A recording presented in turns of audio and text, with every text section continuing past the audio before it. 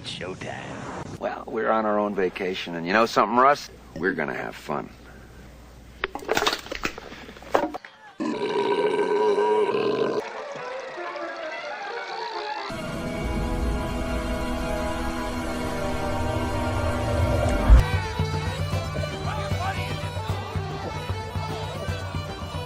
He can't hold his liquor. I think I'll do a wraparound. Wraparound. Come on down! You're the next contestant on the Price is Right. Welcome everybody to my Sunday night live stream. I'm Steven, Northwest Small Batch Brewing, joined as always by Alex, the beer master. And tonight's beer, you probably saw it because I wasn't here last Sunday, so it's been out there sitting waiting for a couple weeks. This Fin du Monde, I would raise it higher up, but I'm afraid because of the size of the bottle, it's gonna. Yeah, we don't need a mess. When I blow myself up here, well, I can do that now, I guess. Yes, you're doing it first. A little bit better, but anyway, yeah. Let's talk about this beer, and then I have a couple things to say, and I'll get some people invited. We'll see what Alex is drinking. Yeah, Fin du Monde. Well, this is going to take some work and time to get open, so let me see if I can multitask, and I'll work on opening it while I'm trying to talk about it. Fin du Monde is French, I believe. This is, it means end of the world. That's the name of the beer. It is from Canada, Quebec, obviously French, and it's a brewery called Unibrow. Hopefully, I'm pronouncing that right. It is a Belgian tripel. Well, I should say it is in the style of a Belgian tripel. 9% ABV. What I like about it, I'm getting this bottle opener like that's going to work. I like that they put a bunch of information on the bottle. So 19 IBU. There we go. Nice. Yes. Even the cork has Unibrow written on it. That's pretty fancy. Hell yeah. 19 IBU. So it's not very bitter, according to that anyway. Serum 5.5 SRM. So it should be pretty light colored. It is bottle conditioned. So I'm going to try not to shake it too much, although I'm not too worried about that. Top fermented. It was first brewed in 1994, 2 years after I graduated high school. And this was after about 18 months of yeast research. Keep that in mind. I'm going to come back to that yeast research comment at the end here. Here, let me pour it, and then I'll tell you about a little bit about the history. This is probably, I was telling Alex, this may be the only beer I drink tonight because it is a 750 ml. Hell yeah. You know, trying to get on the dribbles. Whoa, crystal clear, man. I don't know if you can see it in the camera, but that's a good 2-finger head. Lots of carbonation. Oh, it looks great. All right. I'm afraid. Let's see if I can put this up here. Hopefully it doesn't. You can kind of see it anyway, the top of it. Anyway, so while I'm waiting for this, beer was brewed in this particular beer was brewed as a tribute to French explorers who thought they had reached the end of the world when they arrived in North America. It was among the first North American beers to actually successfully recreate the traditional Belgian tripel style, which is one of my favorite style of Belgian beers is the tripel. It's kind of light and very effervescent. It is considered one of Canada's most awarded craft beers. It's won a lot of international medals. And then you also have the artwork on the bottle. I'll try to hold it up a little bit, but you can kind of see it sort of tells a story. Obviously, as I said, Fin du Monde means end of the world.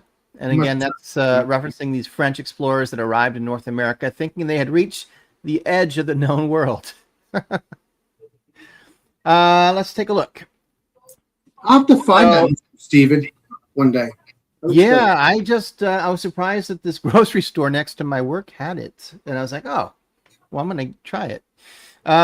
Deep golden color, definitely. Very, very clear, although there's some haze coming on the glass, like chill haze or condensation, on the glass. It's kind of affecting that, but when I first poured it, you could see right through. Super clear, very well carbonated, good rocky head that's kind of obviously gone down a little bit now. Good lacing. If I kind of turn the glass a little bit, you can see the lacing on the glass. Aroma. First thing immediately that I get anyway is pear. Pear, like you could say green apple, but I guess, but for me it's more of a pear. A little bit of citrus. I don't really get any of the banana that you get with a lot of Belgians, which is good. I'm not a huge fan of that, so I prefer the Belgians where that's really muted. You get some like coriander.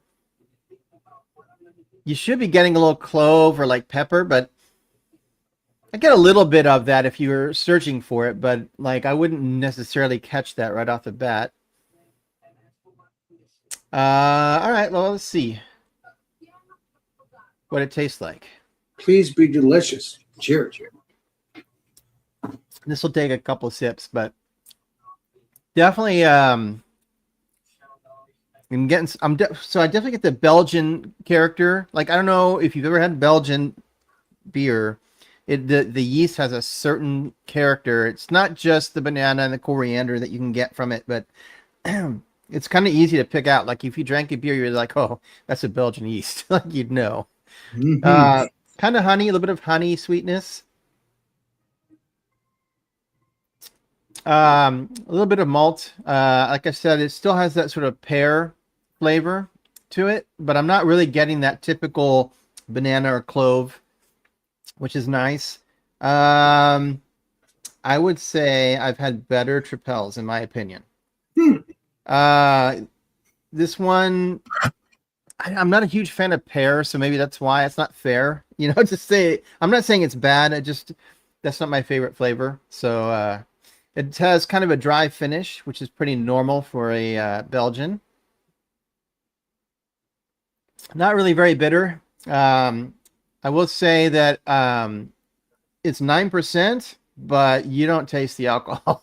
This is a dangerous beer. I don't taste really any alcohol. Maybe on the finish, eventually I get a little bit of warming, but yeah, it's one of those beers that you could get in trouble with because it's pretty easy to drink pretty quickly, I think. Probably Very tasty too. sort of champagne-like. It's very effervescent, carbonated, like highly carbonated, and so it gives it kind of a champagne. It's very light. I think in general, tripels tend to be like that, like a champagne-like. You could compare this one, I think, to Westmalle. Westmalle makes a tripel, and they're kind of known as like the benchmark for Belgian tripel beers. And this is kind of like North America's answer to the, Westmalle tripel in a way. Although I have to be honest with you, I like the Westmalle better. That's right. This one's not bad. I just this one tastes more like pear to me than like the Westmalle would. Pear. Interesting. Yeah. Now, if you recall, I said something about the yeast when I started talking about this beer. Yes. This beer went, it underwent like 18 months of research focused on getting the right European yeast strain before it was ever released. Can you imagine, like, that's nearly 2 years of just trying to find the right strain of yeast before you even make a beer or sell a beer, whatever. That's pretty crazy. Interesting. All right. Anyway, that's it for this beer. I was going to mention before I start, before I switch over to Alex. Yes, you're going to mention something else. Yes. This little gadget here is on sale right now for like $25. What's that? This is it's a drill bit. It's a food grade stainless steel drill bit that you can use like with a cordless drill. And this is really good for mashing in if you're a home brewer. You don't have to worry about, honestly, you don't have to ever worry about dough balls. Because if you use this within like 30 seconds to a minute, your mash is completely mixed. There's no dough balls. Oh, wow. Switch directions on your drill, give it, different. But for $25, this is worth every penny. Like when it comes to like getting extra stuff for brewing, once you've gotten into it, you want looking for easy ways to make your life easier. This is good. Now, if you're looking to find an easier way to aerate your wort, this will work for at least up to 5 gallons. It's very similar. It's also food grade. And this is more, I think that they refer to this as a wine degasser. It has the fins when it's spinning that kind of flip out, and they cause like a whirlpool. And it's used a lot, like I said, to degas wine. I think mine got, I'll have to look at it later, but it's supposed to be on separate sides. But anyway, this is really good for oxygenating your wort because it creates a vortex almost in your fermenter. And you can, I usually run this for like 3 minutes with my drill, and that's all I need for aerating. It's really good. Boss, Anything also, over 5 gallons, though, you might need it like to take, more action, like a oxygen stone or something, because that's a lot more volume once you get over that like 5 gallons. But, and also, Mr. Steven, you have some beer news too. I know it's a little, but yeah, I can talk about that real quick. It was just a topic I wanted to see. I'm gonna send out some invites here in a minute. But I was curious what everybody thought. I just watched a video. I sent it to Bruce, who was in the chat way before this live started. But basically, I just watched this video on Belgian breweries, and they were craft Belgian breweries, not like the big, West Mall or something like that. But they were explaining some of the problems that they've had and why craft breweries are shutting down so quickly. And they said it started with COVID, because with COVID, you had a lot of supply chain problems. So remember, like, we couldn't get toilet paper for a while. Yeah, it wasn't because there wasn't toilet paper. It was because we didn't have the people that could deliver it. Because, with COVID, you couldn't have people standing in the same room and stuff. And so there were supply chain issues, and that caused problems with craft breweries. But I feel like that particular excuse can't really be used anymore. no, You cannot keep blaming COVID. It's been over for a long time. We haven't had those supply chain issues. So I think at this point, you can't use that as an excuse. The second thing they said was the Ukraine war. And we don't really think about that in the U.S. too much because it's far away from us. But Ukraine is a huge supplier of grain, especially to Europe. And so the price of grain has gone, especially for European grain, has gotten really high. And that's because it's hard for them to get it now because the supply, obviously there's a war in Ukraine. They don't have the people to farm farm stuff or work at the mills. And, if the ports are being attacked, they can't ship it out. So they're blaming that. And I don't see a quick fix for that because who knows when the Ukraine war is going to be resolved. We don't know. You can't even guess, really. And then the third problem they are now stating is that the current U.S. president keeps putting sanctions. And so it's too expensive for them to export their beer like they were doing before. A big part of their business was exporting like to the U.S., and now it's too expensive. The tax that they have to pay to do that isn't, and so they're not exporting their beer anymore, and that's hurt their sales. And they really can only send to other places like Canada or within Europe.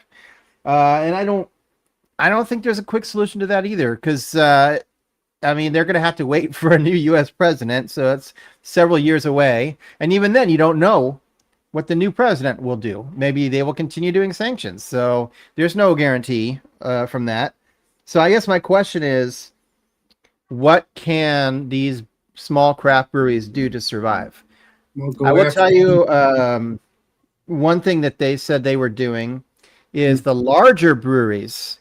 I don't know if Westmalle does it. The larger Belgian breweries are basically renting out and doing a lot of the work for the smaller breweries.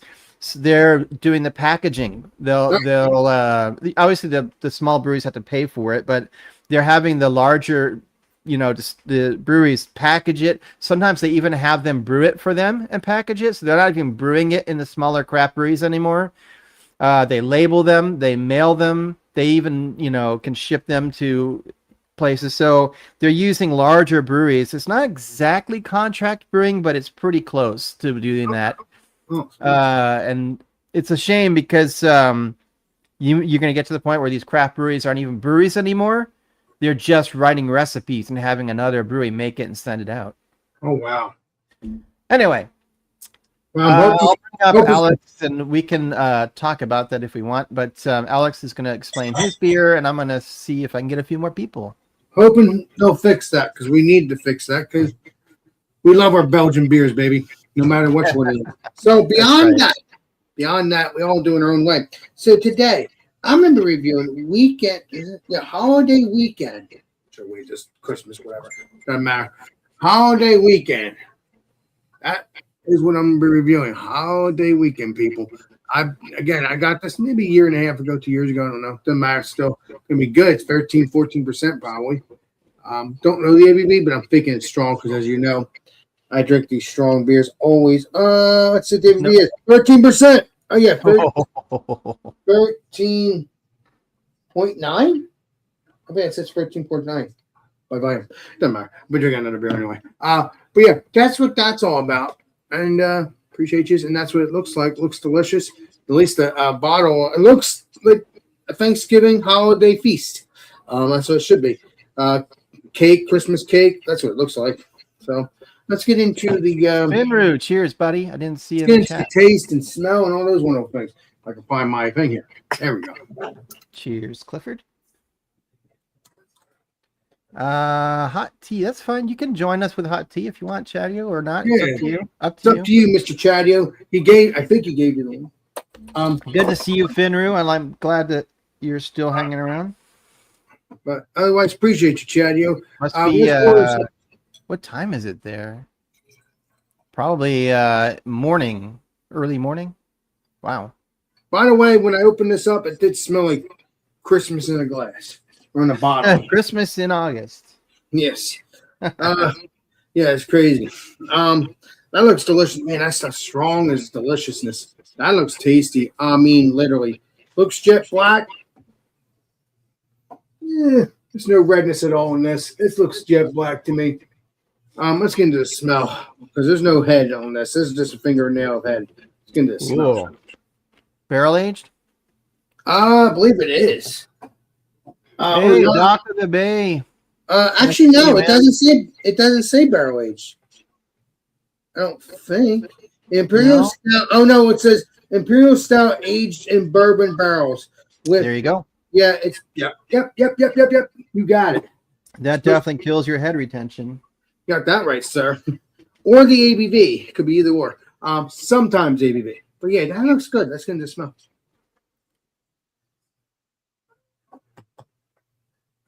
Wow. It's like smelling like a bakery's cinnamon bun cinnamon. It's like it is like baking a cinnamon bun. You could smell the dough, you could smell the sweetness, you could smell the cinnamon. Man, I like that. I like when beers do that. I don't like when you, like I told you 1,000 times before, I don't like that you smell it and you taste it and it's not what it is. I don't like that. Yeah, it smells like a lot of cinnamon spices for Christmas. Oh my God. That is smelling good. There's some little slick stuff in the glass there on top of the stout. Probably could be the graham cracker, it could be anything. It just smells like cinnamon bun. Let's get a taste. Please be cinnamon bunny. Please. Cheers. Cinnabon Stout.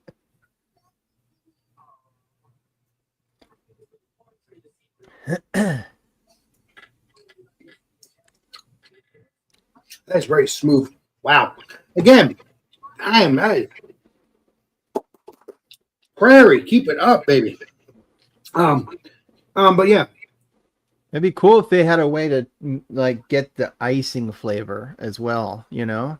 I don't know how you do that, but that would be good. That would be good. But they have that cinnamon, sweetness, doughiness, soft mouthfeel.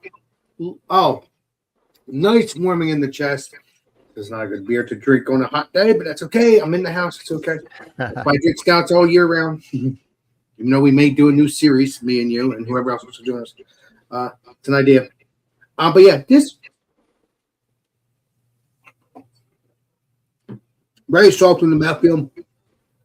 I think the idea is that they wanted the cinnamon and not the cinnamon, the vanilla. They probably would just put vanilla, but you would have to put real vanilla icing.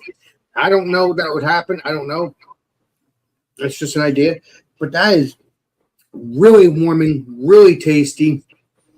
If you don't like this, if you like cinnamon and you like vanilla, well, I guess it's vanilla because you taste that sweetness. And you like that cinnamon sweetness, cinnamon bun cakiness, this is a good beer for you. That's what I want. The smell, the taste does perfect together. See what other flavors. I wonder if the echo issue has been resolved with StreamYard. I don't hear any echo from you. I don't hear no I don't hear any echo. We're gonna find out when people jump on in. Yep. But yeah, this is delicious. This is really good. If I can have one more, which will be a different one, but that's it. That'll be it for the night, unless I drink an IPA or something. But otherwise, I am done after I drink this second stout. But yeah, there's no other flavors on that. It's just a lot of cinnamon, lots of sugary sweetness. It just tastes exactly like a cinnamon bun, like it should be. And then you get that brown. Oh, I gotta tell you, get that brown breadiness right in the back of the palate here, or the sweetness of the tongue. Because when you eat that cinnamon bun, you could taste that the brown breadiness with the sweetness. So yeah, this is good. I mean, very good. So that's it for me. I'll do another review on another beer after this, and that's it. You've been sitting on that one for a while too, right? Yeah, I've been sitting on all of them for a while, which is good for the past year or so. Because you had gotten that as like it was a pack, right? Like a Christmas pack or something. Yeah, I like it. And you know what? The reason why I age them is because I just age them for the fun of it. Because I don't need to drink them right away. Yeah, I mean, I would too if you have time. I mean, I don't go out of my way to age a beer, to be honest. But I mean, if I have a lot of, and it's just, I'm not gonna. I'll let it sit until I'm ready to open it. Right, that's the same thing. If I'm in the mood for it, or if I'm ran out of it, for instance, I don't have any other beer, so I just use one of my stashes. But I'm gonna have to add to my stash, even though I got plenty. Doesn't matter, I gotta still add. Yeah.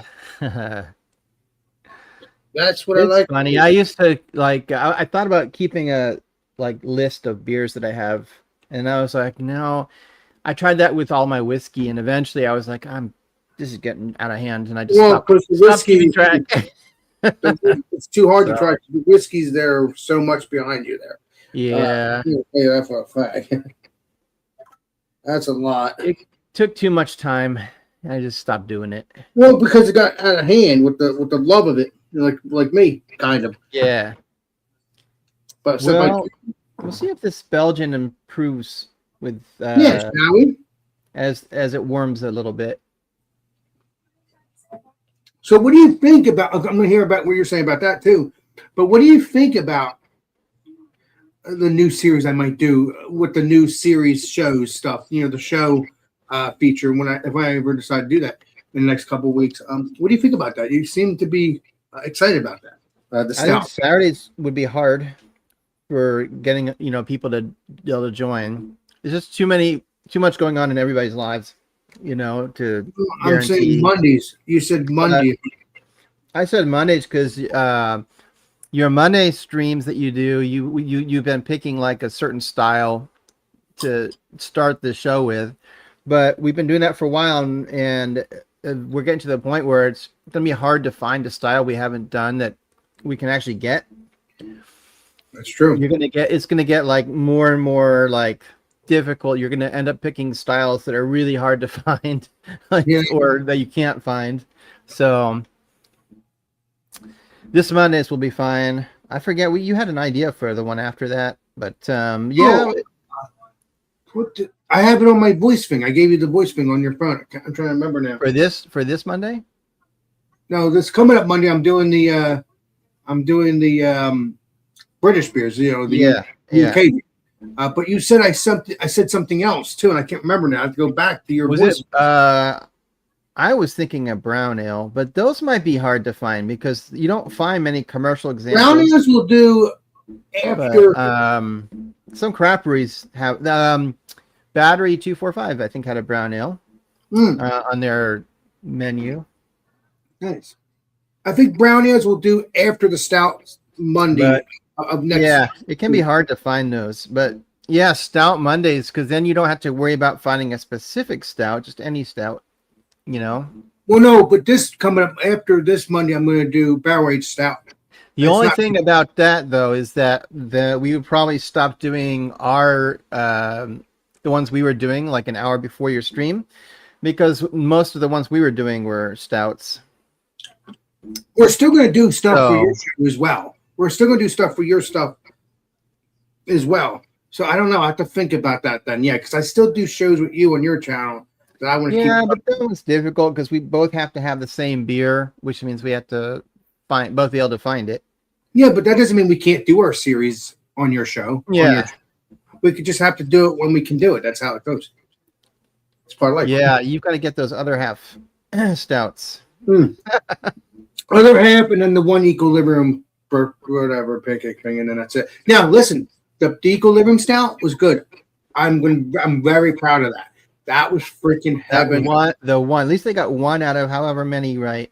You have to remember that was barrel age. The other ones weren't. But they should still be good even if it's not. It shouldn't. Yeah, exactly.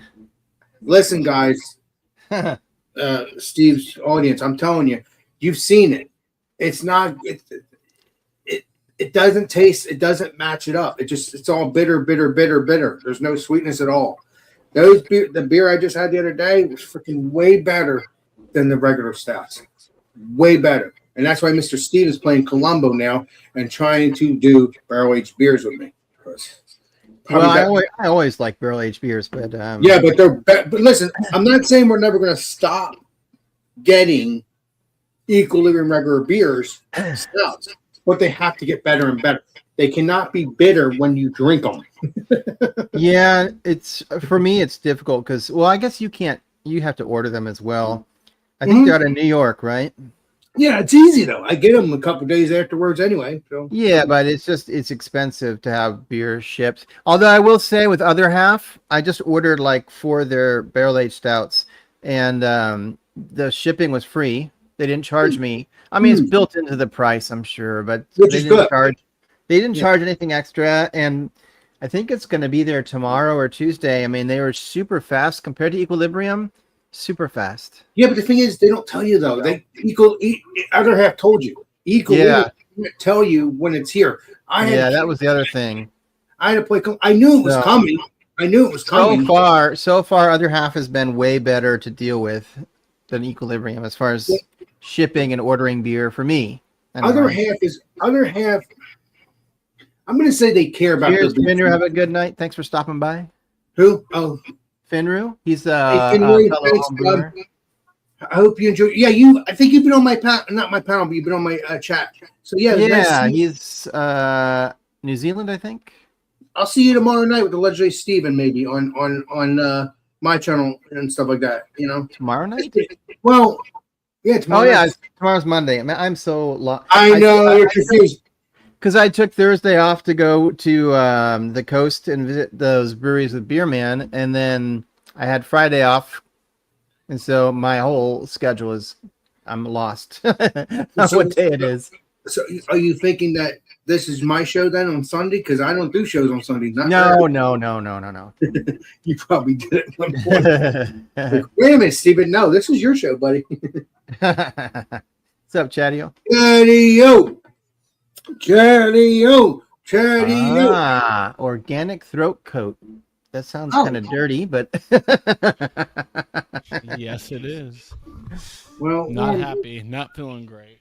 Oh man, probably the C word or something. Maybe, who knows? Hoping not. Cheers. It's not the C word, Alex. You know people get sick without it being COVID. I know, Bobby.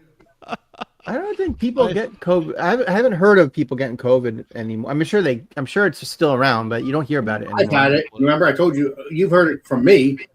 Well, the thing is, like, I never have gone to get tested. Like, if I'm sick, I'm just sick. Like, they can't do anything anyway unless you're like deathly ill, and I just pump you with like fluids. But yeah, there's no cure or anything. So what are they going to do? If you go to the hospital, they can't fix it.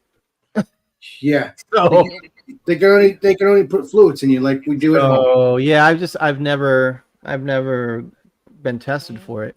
Yeah. So, but no, I think Mr. Chad will be fine. He's just under the weather for Probably the just, time I being. don't know, probably just a cold or something.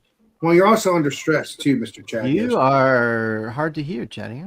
Yeah. You know, this has been going on since like yesterday. I don't know what the hell is going on with. That's better there, but yeah, I could hear you. It's just that it was not very like loud, you know. What's going on at Simos too? I don't get it. I think the echo is gone. Fingers crossed. Yeah, because I don't hear any echoes from the Chad Yo or myself. So yeah. I don't know why it's so low. I have to crank it up. I don't know if he's still there, but Doc of the Bay, I've been following his channel for a long time. He does mostly mead stuff and wine. Hey, But Doc, hey, nice to see you, bud. I hope you're still he's around. a cool guy, I think down south somewhere. Yeah, he's worth following his channel.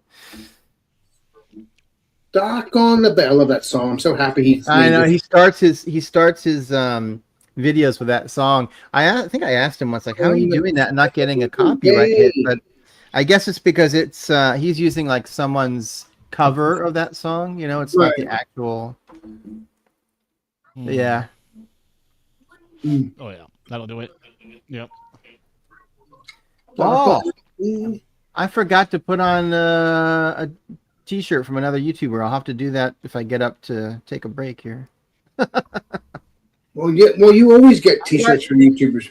I got distracted because for whatever reason I'm gonna. Usually I have my air conditioner. Like I have a window unit. It's usually right next to me, but it's so loud during live streams. It's distracting. So I sent you a link, Clifford. Let me double check. I stole it. Oh, maybe it didn't go through. It always does that, Steven. So if there's something goes wrong, just I don't know. Anyway, I decided to move it today. I broke one of the casters, like the wheel on the bottom of it. Anyway, so I got distracted doing that. Forgot to grab a T-shirt from a YouTube. I like to wear other people's YouTube things to promote. You have my stuff too, right, Mr. Steve? I don't think you do. I think you might. Because the only one you have is through Beerman's thing, and I'm not gonna buy from that. Yeah, because I'm gonna have to get my stuff on my own. Teespring is really bad. Like as far as like, I've seen them take like 3-4 months to mail something. I'm looking into Fourth Wall. That's what I've got now. Yeah, I think most YouTubers do Fourth Wall. I think a lot of people are over at Fourth Wall now. Yeah, they make it that you have to take like a $3. Oh. Like you can't sit there and say, "Oh, I don't want to make any money." You have to take at least like $3 or something. Right, you have to at least take $3 or $4. Exactly, sir. Yeah, could be. But you know, the prices were not bad. Like for, I'll admit that the cheaper T-shirts were not as good quality, but still they were a reasonable price. I think. I mean, you still have to pay shipping, but I had a bunch sent to me because I wanted to see what the quality was, and you know. Let me see if I even have that. I should have that on. Everybody has it on their channel. What the hell I'm doing? I'm an idiot. Not everybody. No, I'm talking about choices wise, not. I'm talking about store wise. I'm talking about not. Yeah, that's what I'm talking about. Well, you have to sign up for a service to have that, Alex. So, like through Fourth Wall, I think I have. Right there. I went through all that first, and then. That's which one's the Fourth Wall? Because some of them's. Yeah, but do you have a Fourth Wall account?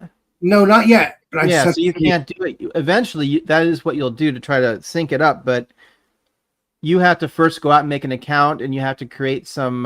Here's Fourth Wall. FOUR. Okay, so I just have to click that and make the account. Yeah. Okay. All right. And then connect my bank account, like you told me earlier. Yeah, and then set up. whatever. Yeah, so yeah. I'll bury it eventually. I have to get it buried. I'm not even pushing merch anymore. I don't care. Oh, I'm not pushing it. I just put it No, in it's case not about if pushing, it's about- anybody wanted to get a T-shirt like I do from other people. You know, I do that from YouTube channels. It's just about Oh, it's just about pushing, just to show, hey, here's some T-shirts if you want, if you have a creator. That's all it is. Love it, baby. I need to get a Dr. Hans T-shirt. Dr. I just Hans. can't decide what I want because he makes some pretty crazy. He has one called Only Hans. Oh my god! Oh, I know. You know, only some. He does some funny ones. Wait a minute, Steven. Oh no, you don't use your real name on your channel. Never mind. I was about to say use. No, I'm gonna shut. I'm gonna shut. It'd be funny, but no. I'm shut. I mean, Steven is my real name, but Yes, Mr. Steven. Yes, legendary Saint Steven. yeah, Clifford. I don't love this beer, to be honest. Really? No, You like Belgian beers as much as I do, Steven. it's got kind of an aftertaste. It's kind of bitter, Huh? and it's Bitter. more. It's really pear-like forward. I don't know. It's not a real. Did you get a fresh bottle? Wait a minute. I don't know, whatever they had on the shelf. I don't know. I mean, doesn't matter. They're corked, you know. It can't be that old. I don't know. Woo. I quite like that one. I don't know. There's no. Yeah, I like Tripels usually, but not this one. Just doesn't do it for me. He said it's bitter, so Um, that doesn't sound good to me. Well, I don't like- not bitter. There's like an after finish is bitter, like at least a unpleasant taste in your mouth. yeah, it's not what you want. I don't really Yeah, it's see been a date couple of on years it, since but- I've had one, so I don't know. Maybe they. Baby. Oh, there's a date, but it's really hard to read this thing. Oh, it's a Best Buy. It says BB. BB must be Best Buy. So what's Big your butts. September something 2028. So Oh, well, you're Should not be fine. You're good. You're good. You should be fine then. I don't know. I just think it's just not for me. I don't think it's anything wrong with it. For us. Well, first of all, if you're tasting bitter, you're not supposed to taste bitter. That does It's not. It's just there's an aftertaste. Like it Okay. finishes with like a unpleasant taste. Hmm. Weird. Well, like I said, every beer, we're not gonna love every beer, but at least we try to anyway. No, but I like to try as many as I can. Hell yeah!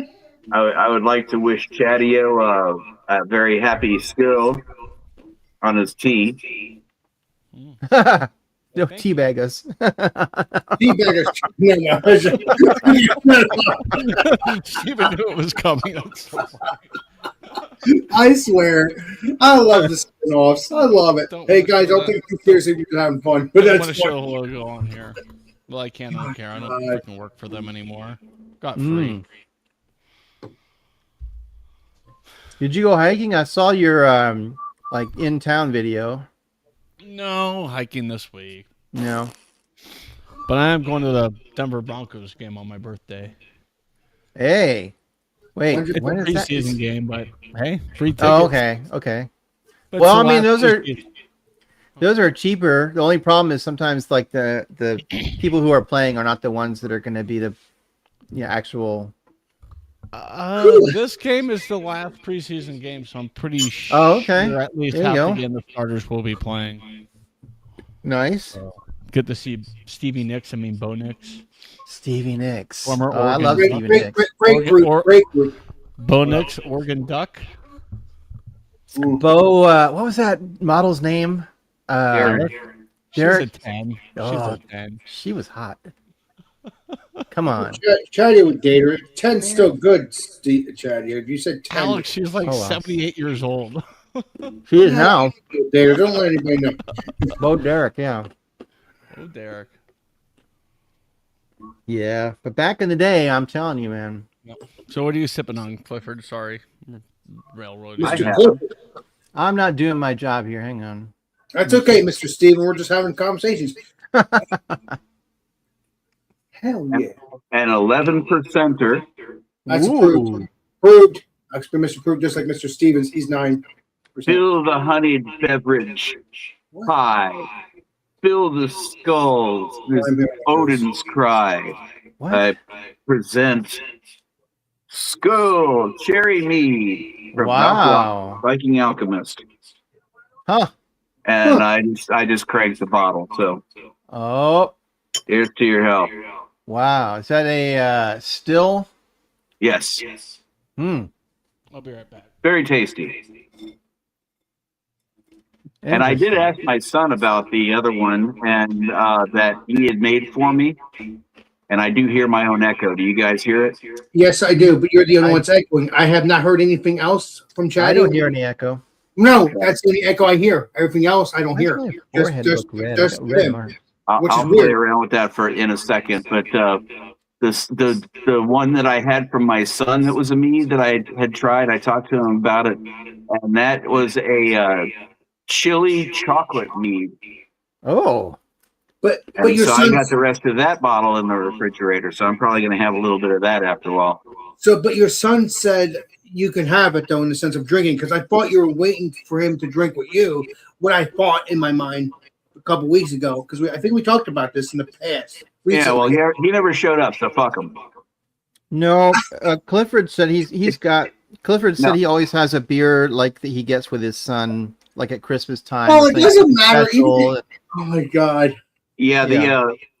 the one that we're saving for Christmas time, and I may bring him on the channel with us at that time, is the Bourbon Heck yeah. County Evans Williams. Oh, well, that's the one I have. Yeah, the Angel's Envy. I mean, oh, You're talking mine's about not, I Steven don't think Street, mine's right? Angel's Envy. Mine's Evan Williams, though. Okay, Is that Angel's I Envy? I may be mixing the two of them up. I'd have to look at the box. Oh, I got some yeast floaties in my glass. I can see them. That's okay. Yeast is good. You drink yeast all the time, Mr. Steven. Going back to your Le Fin du Monde, though, Unless it tastes bad.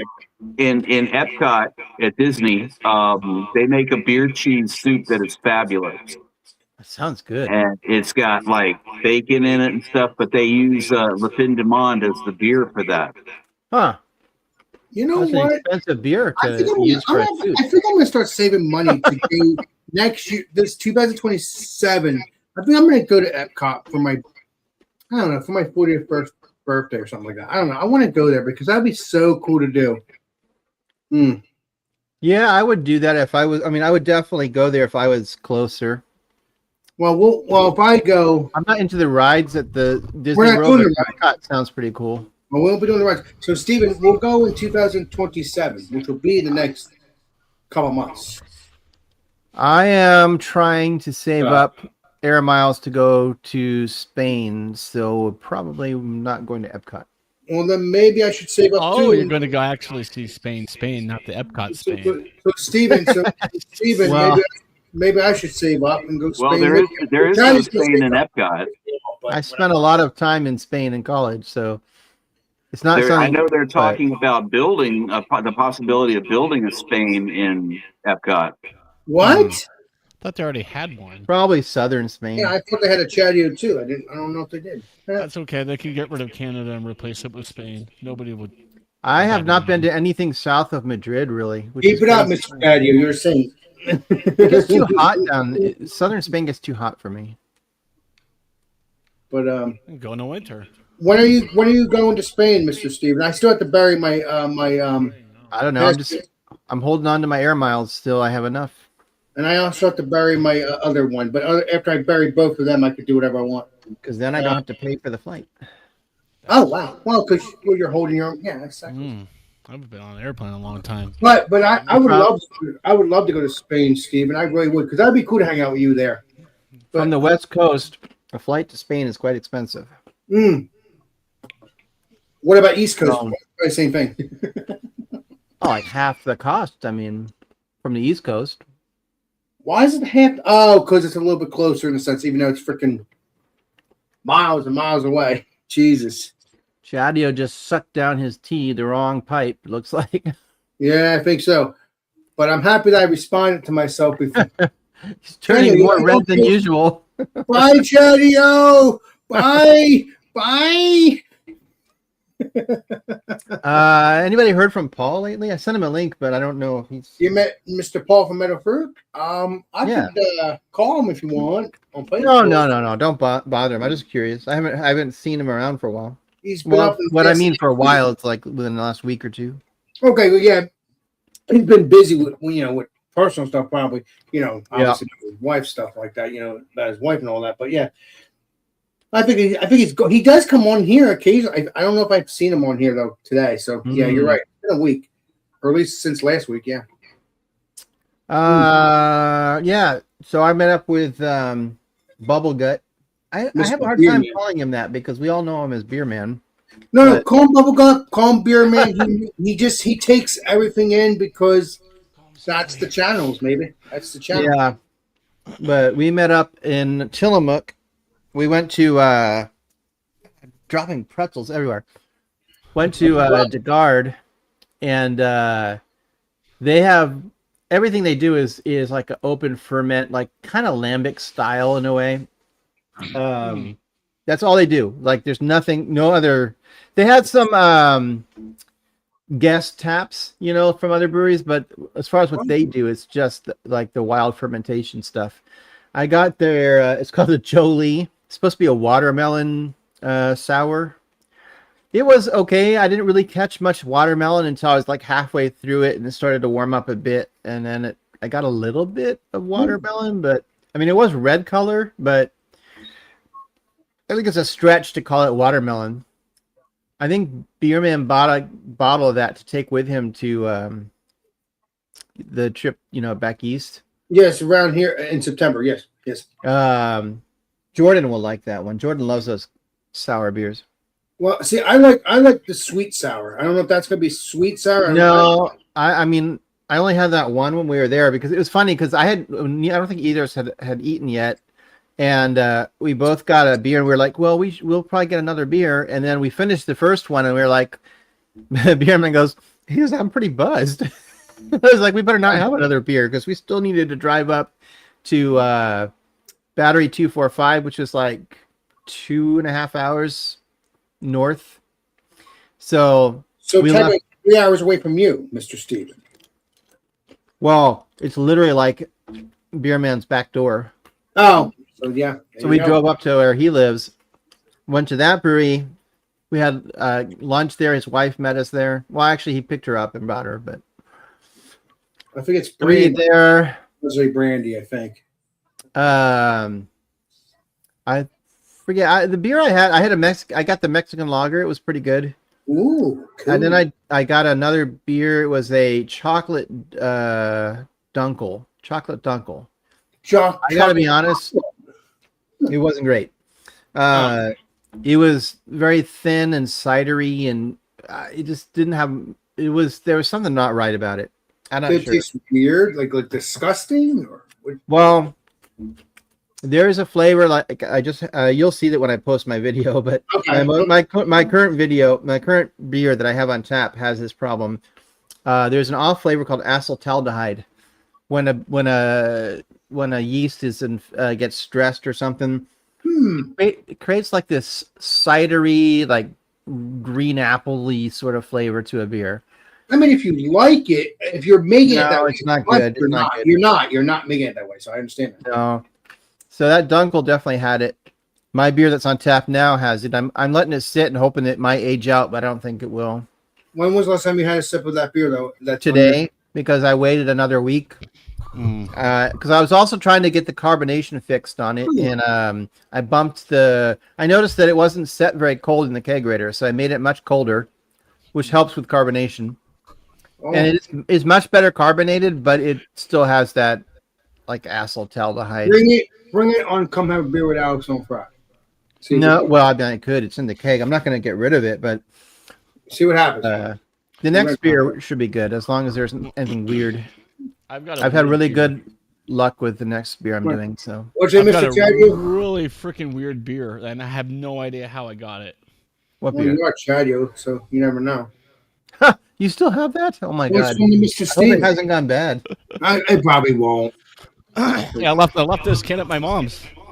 I might as well have it. And she didn't drink it. She doesn't drink beer, so I knew I could just shove it in her fridge and sit there. But I thought you weren't feeling good, Mr. Steven. I mean, not Steven. Chadio. Let's see. Let's see if it makes it feel better, though. That's it. probably won't Yeah, make well. it feel better or worse. Oh, God, hold on. He's something else, Mr. Chadio. The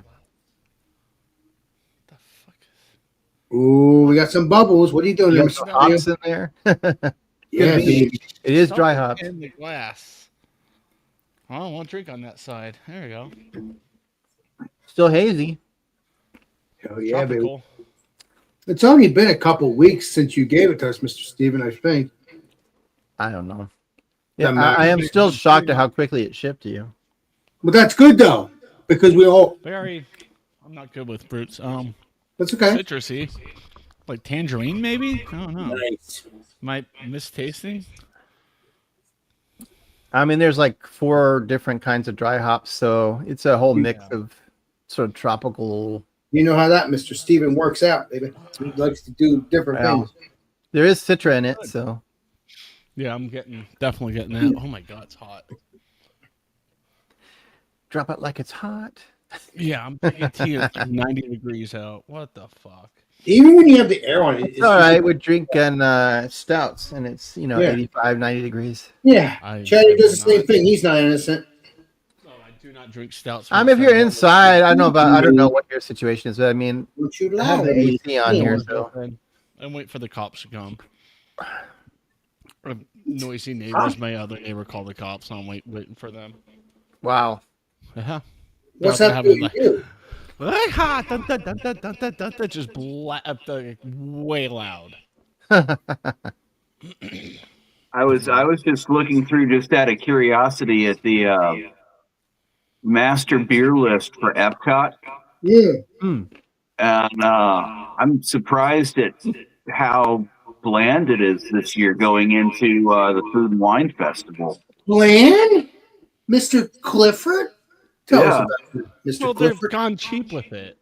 Well, It's not. that's anything in society anymore. Well, not inexpensive cheap. I mean, they're basically half-assing almost all their seasonal festivals anymore. I mean, in the American Pavilion, it's got Three Daughters, Beach Blonde Ale out of St. Petersburg, Yeah, Nice. I was about to say, oh yeah, that makes sense. They're there.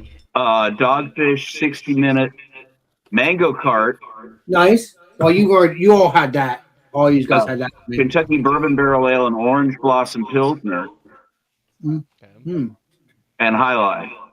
So And grocery Boston High Life. Lager. And for a pour of Boston Lager, to give you an example, it's $12.50. What the hell? It's Disney for you. Yeah, that is Disney for you. Where's all the good I haven't beer? gone in years. I'm like, I'm good. Well, it's probably in the Germany, UK version. Let's hear what Mr. Clifford has to say about that. But Wow. Canada has Moosehead, Nice. Fin du Monde. Yeah. I'm waiting for all the pop-up ads to quit slowing down I know it's my fucking annoying. computer. Molson Canadian, Labatt Light, and Labatt Blue. Wow. China has Dragon Blossom Draft, Never heard of it. Never heard of it. Lucky Fu Tsingtao, and Honey Jasmine Lager. Honey Wow. Jasmine. That could be interesting. There are beers I never heard of, so that's good. No, That's no good. snow. That's France crazy. only has Kronenberg. Oh, I am not familiar with any French beer. yeah, none of those Yeah, beers. 1664. Yeah, 1664. It's like basically their Budweiser. Nice. Okay. I think I may have seen that. I didn't realize that was French. Germany has Bitburger. Ooh. A half liter is 12. A liter is That 18. beer is terrible. Grocery store beers. Of all the beers from Germany they could pick. I mean, Yeah, Germany They beers do- are they always do- going to be happy. they do a German flight with 4 pours, 5 ounce each for $18, which can be Bitburger, Warsteiner Dunkel, König Ludwig Weissbier, and Schoferhofer Grapefruit Hefeweizen. oh no. It's not Um, even beer. It's 3.1. Wow. Wow. 3.5. Italy has this Italian seasonal Oh, nice. and Peroni draft Of course. Peroni, that's good beer, but it should be other beers too. Go ahead. and Capriani. I'm sorry, Cipriani Cacioppo, which is the only artichoke beer in the U.S. Oh, wow. Oh, Huh. never heard of that. Manabre Ambarata, Manabre Bionda, and some seasonal draft. Hmm. Japan has Kirin and Sapporo. Nice. Do they have like these are they have every country represented? They should. Well, they have 11 specific countries, and then when they have the beer and wine festival, they bring in other countries with other beers. Okay. But they have, but it's, Well, they have all yeah. 50 countries, right, Mr. Clifford, not Stephen Clifford. Alex, there's more than 50 countries in the world. You know that, right? Okay, well, I don't know. Maybe we have new countries. So maybe 172. 172 countries. Then there we go. Yeah, And I don't most think of them- they have the space for that. Most of them do make beer. Like most countries do have beer. Well, they They're do on- because they. It's primarily the Muslim countries that don't make beer. Oh yeah. Because they don't believe in alcohol. That's a different story. That's the difference. Mexico's got something called Hercules, Ooh. made with Mexican corn. Hmm. Seasonal craft beer. Morocco's just got Mediterranean beer and Moroccan blonde ale. Oh wow. It must be so hard to brew beer in Morocco. I've never heard of that country, but I'll definitely try it if I can find Morocco beers, whatever they're called. Well, it's so hot there. We're not Norway- buying Morocco beers. Norway Alex. has Cornell Farmhouse Ale, Norway has some beer. a Juniper Pilsner, and a Strawberry Cream Ale. Ooh, strawberry cream ale. That sounds delicious. England has Brewdog Punk IPA, Harp Lager, Guinness Stout, Sullivan's Maltings Irish Ale, Oh, nice. and Old Speckled Hen. Oh, okay. That last one's kind of surprising. Yeah. Good, Mr. Clifford. I'm enjoying this. And then they've got in the away from the countries and in the front part of the park, in a section they call World Celebration, Oh, they've got a non-alcoholic hazy little IPA, Blue Moon Draft, and Stevens Point Centauri Amber Lager Draft in Wisconsin. I've never had a Point beer. never heard of it. We'll have to Yeah, try. they're a very old brewery in the States. Well, we'll try to find some port beers eventually in the next couple of weeks or next month or two. And they have a coral reef restaurant where you go into it and it's basically you're dining with the fishes because it's a gigantic aquarium where the dining tables are. Huh. And they've got Highlight and Reef Donkey. You're talking about in Disney, though, right, Mr. Steven? Reef That's donkey. all it That's all it has. Reef Donkey is just a Okay, nasty cool. IPA. Right? Stop it, Bobby. I don't like Reef Donkey from Tampa Bay Brewing That's Company good at for all. you. You don't like that stuff. Yeah. Look at it. But I did notice that for this year's Food and Wine Festival, they have an entire building dedicated to different varieties of cheese from around the world. Oh, cheese. I've been Ooh. looking for cheese for a while now. Cheese and Years beer, ago. man. Well, I know Beer and Man used to do a show on that, but Beer and cheese. I that think was that's a fun Beer show. cheese, there's yeah. a great, I mean, that's a great combination to pair cheeses with beer.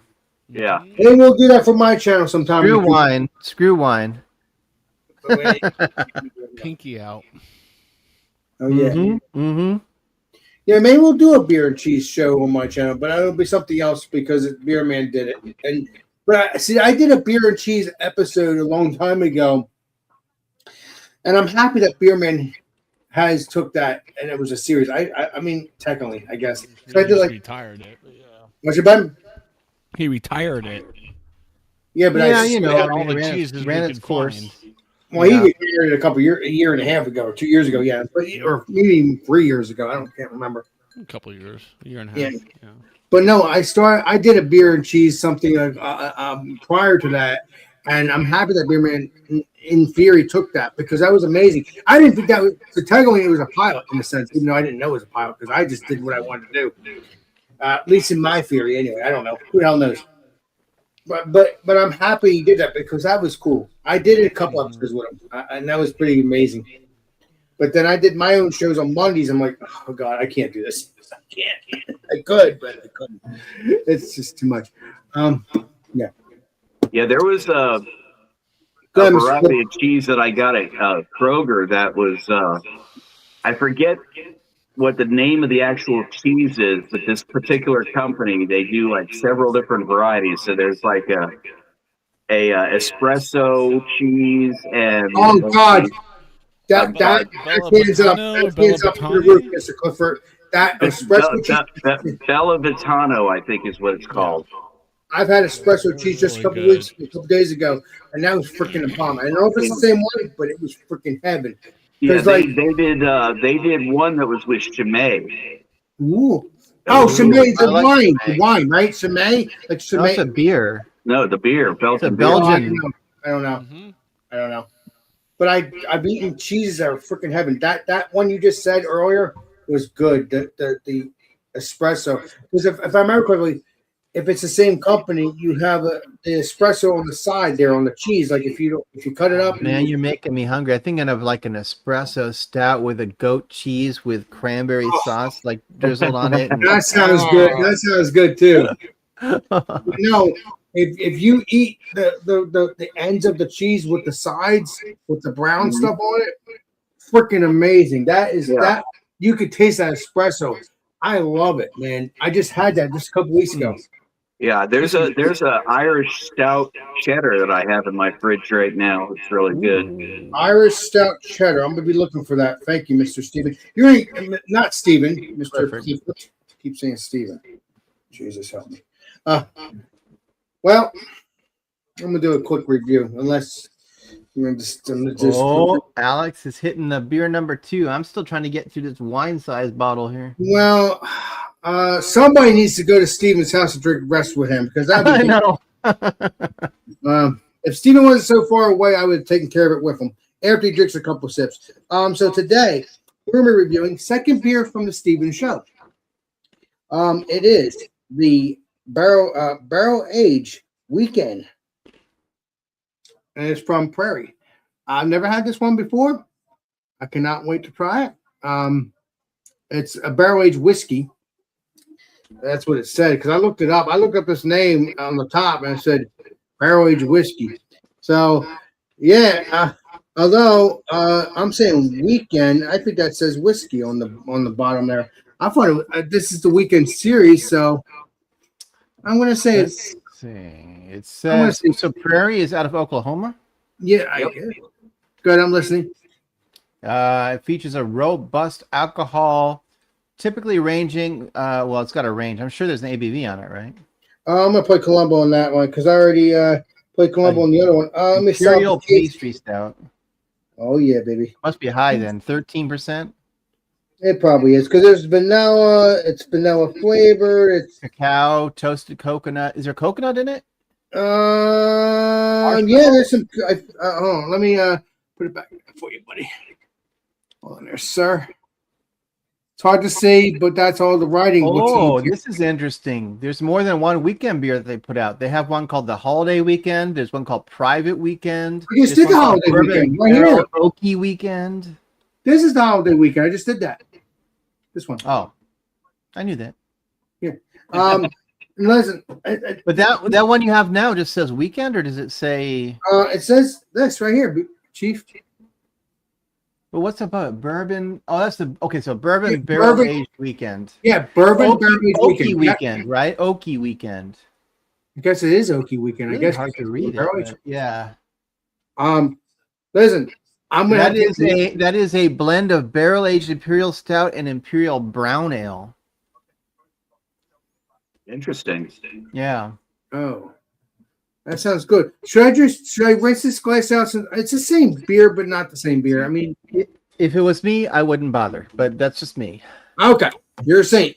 Don't ever forget it. Do what you want to do. No, you're a goddamn good man. Don't ever forget it. And if you don't know the saying, that's what me and the legendary Rick Joplis always talk about. That's another YouTuber that we're friends with. I guess Steven's friends with him. He's still a good person. Let's pour us up.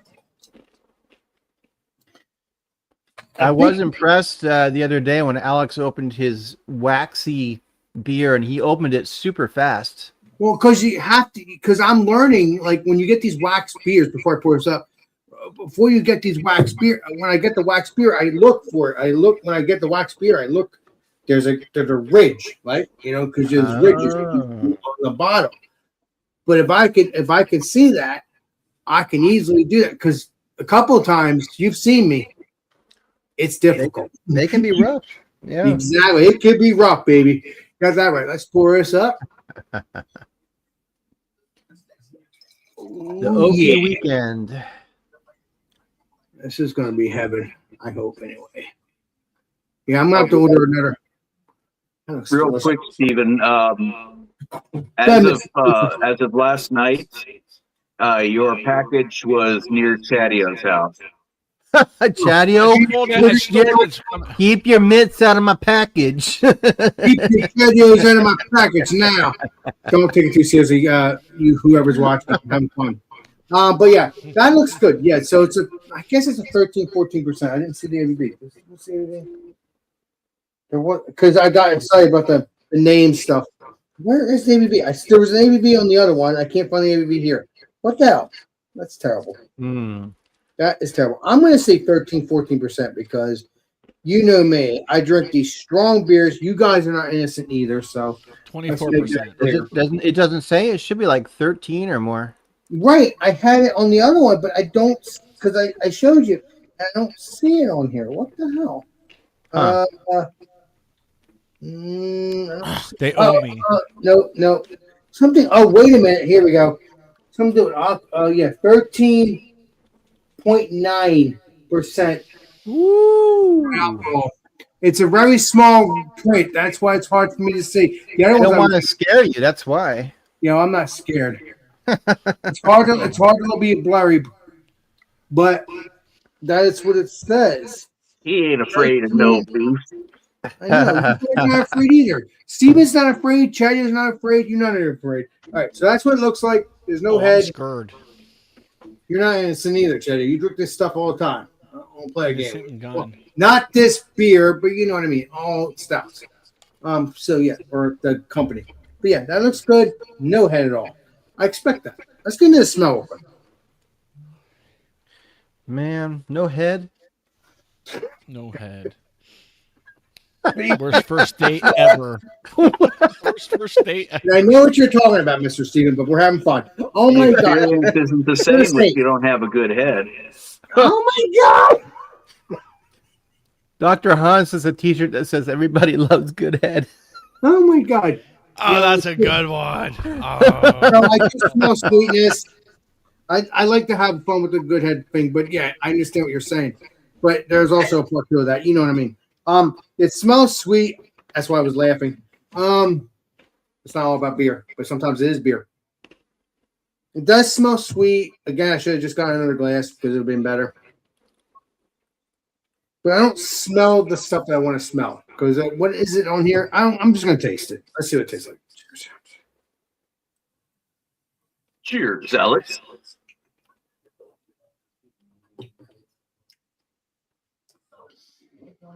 As usual, Prairie does great stuff. I'm liking it with some sweetness, but I don't know what's in it. Like, you guys told me, but now I can't freaking remember.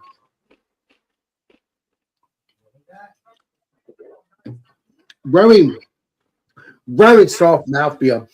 It's not gloopy. It's not any of that.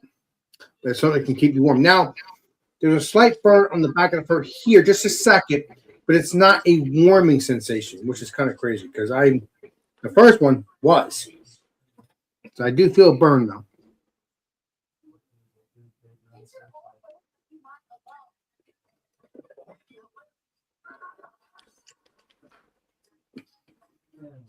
Okay. Yeah, I'm tasting a little bit of alcohol in the back end. I didn't taste alcohol in the first couple sips, but at the third sip, You could taste that alcohol. Again, if you like alcohol and you like these stouts and strong stouts like I do, you all do in some ways or another because you've been doing it for quite some time, way before me. This is stuff's good. This stuff is freaking amazing. It's delicious, but I'm trying to find flavors. But what I'm tasting is that there's a sweet stout, and then I'm not tasting what I was tasting earlier. Again, different stout. Again, we have to remember that it's different stout. Now, do I taste whiskey because it's supposed to be bourbon barrel aged? Yes, I am tasting the kind of like a sweet bourbon barrel aged, but not really. But I know it's barrel aged. That's why it's so delicious. Okay, because I've dealt with this. We've all dealt with this before. Like I said, those barrel aged stouts from another brewery, like as Mr. Steven and me have been dealing with for the past month, not so good. No, listen, I'm going to bring that up because you know what? It's the truth. Because the brewery that shall not be named. Yeah, exactly. Well, equilibrium. But if you get the barrel aged versions, you'll be winning on it because you saw me drink one of them. They're a winner. So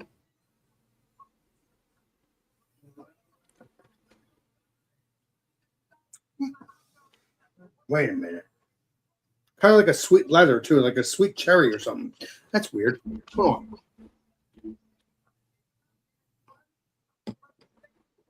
on.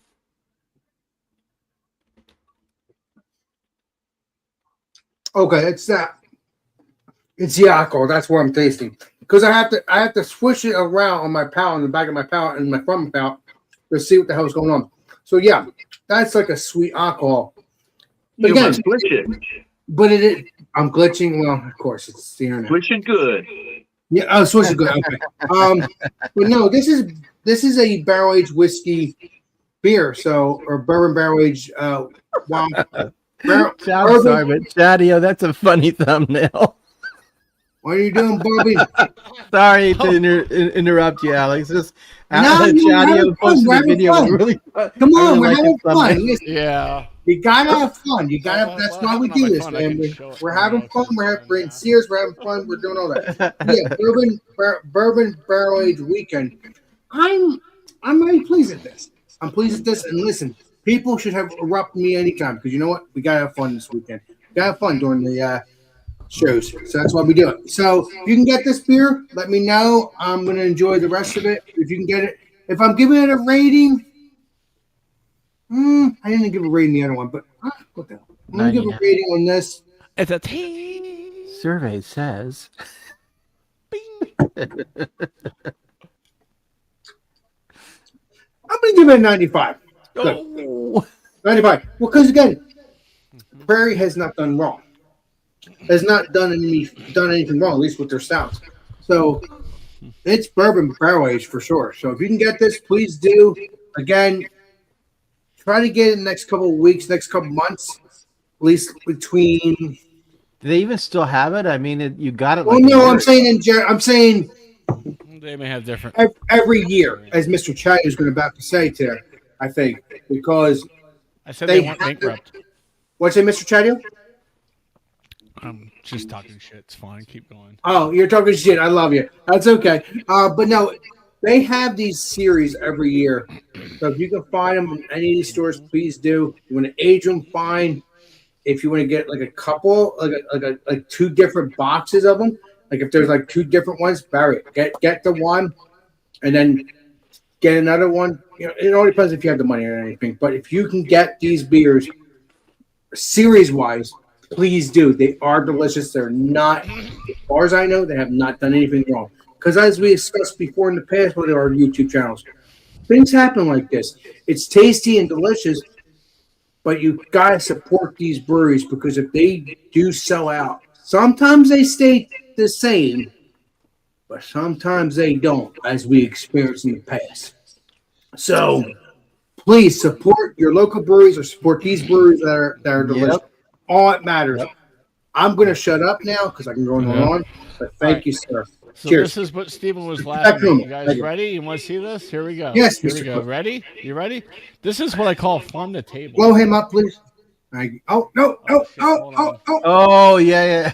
No, the cigar. There you go. That's what I call farm to table. I know it's blurry, but it is. Well, What is it? Sorry, it's a cow. it's a cow. beef. It's beef and short rib lasagna, and that's the thumbnail. I'm holding it next to a cow. Honestly, I thought you were in Tillamook for a second when I saw it. Wait. That's so funny. Yeah, watch that.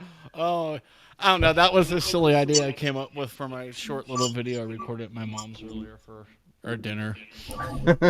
And it was okay. My neighbor's like, at my mom's house. My neighbor's like, hey, I made a homemade short rib lasagna. Did your mom do a review too, Mr. Chadio? Oh, burn. She was not in it. Nope. That's okay. She didn't want to do it. It's okay. I respect that. I was just like, I told my neighbor, I'm like, fuck, man, if I would have known, I would have done a side by side. Hell yeah. Yeah. Homemade versus Rana, whatever the brand is. That'd be cool. You should do it. Come on, homemade is going to be always better. That is Should be. utterly amazing. Oh boy. What is? Oh boy. I missed something. Cowabunga. Doesn't sound good. Oh man, I'm what do you gonna move guys on to a think? fresh glass. I don't know if you heard me like talking earlier, but about like craft breweries and the problems they're having.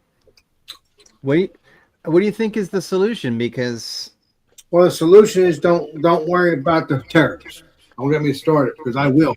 well, the deal with that is that it takes away their ability to sell, to ship their stuff and sell it, and so there's a huge loss in money. So a certain individual owes us. I told you this. It's too expensive in general anymore, and people are Yeah. like, okay, well, I Right, guess I'll go PP. back to drinking the macro because it's cheaper. I'm not going back to drinking Mac.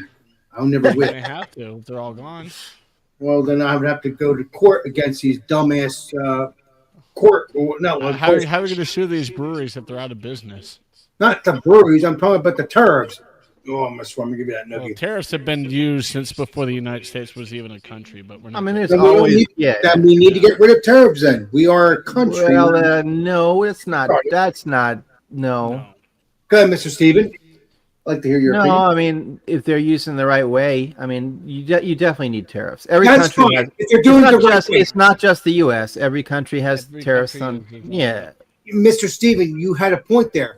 If they're correct on that, what they're doing, if they're doing it the right way. Exactly. Thank you, sir. But can we be more selective? Do we really need to put tariffs on craft beer? Like, No, you don't. you know what I mean? shouldn't. No, you don't. I don't know. Bailey, No, you- There's more to it, Stephen. there is. Go ahead, Mr. Clifford. You've got 4.5% drop in alcohol distribution shipping to customers Mm-hmm. because of the amount of people that are just shifting away from drinking any kind of alcohol. Well, then they owe me. Then those people owe me. Then Miller just got finished Because they're laying off focusing on 400 health? people because they're shifting over to non-alcoholic products, seltzers, and Yeah. other alternative products. I'm gonna have to do. You know, some walk- it's the whole. There was another thing that I saw in the bourbon industry where they've got some massive closure going on over there. Wow, So it's a widespread consumer problem as well. Beer quite. The echo is something on the. it's on the Clifford side because no one else is. No. It's on StreamYard. It's not. There's nothing we can do about it. It's a problem with StreamYard right now. They're fixing it because I don't hear nothing else. I hope so. Yeah, But I agree with what he's saying. Tariffs are taxation without legislation. For example, the current president has put all these tariffs in place without any kind of approval from Congress. Now, I don't want to get political, but he's right. He's right that this was, and I'm not saying it's specifically just one president. Across the board, it hasn't required, any legislation. All I really am worried about at the moment is, I want to make sure I still can get good beer. well, Stephen, that's why you tell us, like Clifford, Oh. Chadio. Let me rephrase this: Chadio, Clifford. You tell us because we're Looks friends, interesting. Stephen. Is that the brewery? Oh, wait a minute. What do you got here? What do you got? Oh my God, it's gonna be a heaven beer. I know it. Oh, That's oh a my stout. God, that's black as Yeah, baby. that. Oh my God, no, there's no light going through that, Clifford. Yeah, there's no steam going through that at all. No. What's the brewery? This is a Dogfish Head record store day glass Oh, from record store. 2018. But the beer itself is from Boulevard Brewing Company, Boulevard. Okay, I knew I and this recognized is that. Dark Truth Imperial Stout. Damn. So if you look, beers, I haven't get them. my computer is being very slow. I know it's a pain in the ass sometimes, Mr. Clifford. I know the deal, baby. I had the website pulled up, and now my computer is completely locked up. What's the ABV? 10%, I believe. Okay. 9.7, 40 IBU. Woo! And it doesn't say it's not barrel aged. It's No. just It is barrel aged, Mr. Clifford? It is? It is not. Oh, it's not. Okay. This is their straight Imperial Stout, although I believe they do a barrel-aged version of it. Doo-doo. This Friday, I want to see it on my channel if you can. If you're not God, that is black as night. Yes. Very, very tan head, one finger. Oh, wow. On the nose, I'm getting like dark fruit, like a prune or a plum or something. Oh, that sounds good. A little bit of like espresso. Ooh, we're talking about espresso a while too. Awesome. No hop whatsoever. Oh wow. Mm. Well, it shouldn't be a hop if it's a stout. I mean, it shouldn't be. Anyway. It shouldn't be. Who knows though? Whoa. First impression is boozy. Second impression is like cocoa nibs, reaffirming maybe that plum or fig note. Maybe a little bit of coffee. Oh, it's nice. very dry. It's very drying on the palate after you've swallowed. Ah.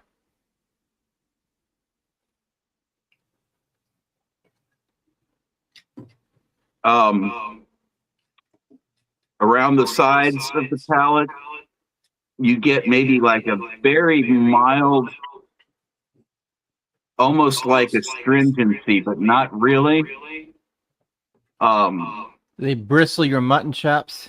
It bristles. It. Yeah. What's a bristle? I've known you for quite some time in the past year or so. What's a bristle? Word. I never heard of that. It makes your hair stick up. Oh, well, it's a strong beer. It makes my nipples hard.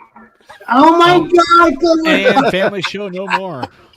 Yeah. And we just got kicked off of TikTok, so there you go. I would. I just got 5 more subscribers. On the untapped rating kind of a thing, I would give this about a 4.5. It's a good stout. It's one of those that leans more into like a traditional style as opposed to having a whole bunch of flavors that just kind of mask the natural stout taste of it. It's got that burnt toast kind of coffee grounds-ish kind of flavor to it.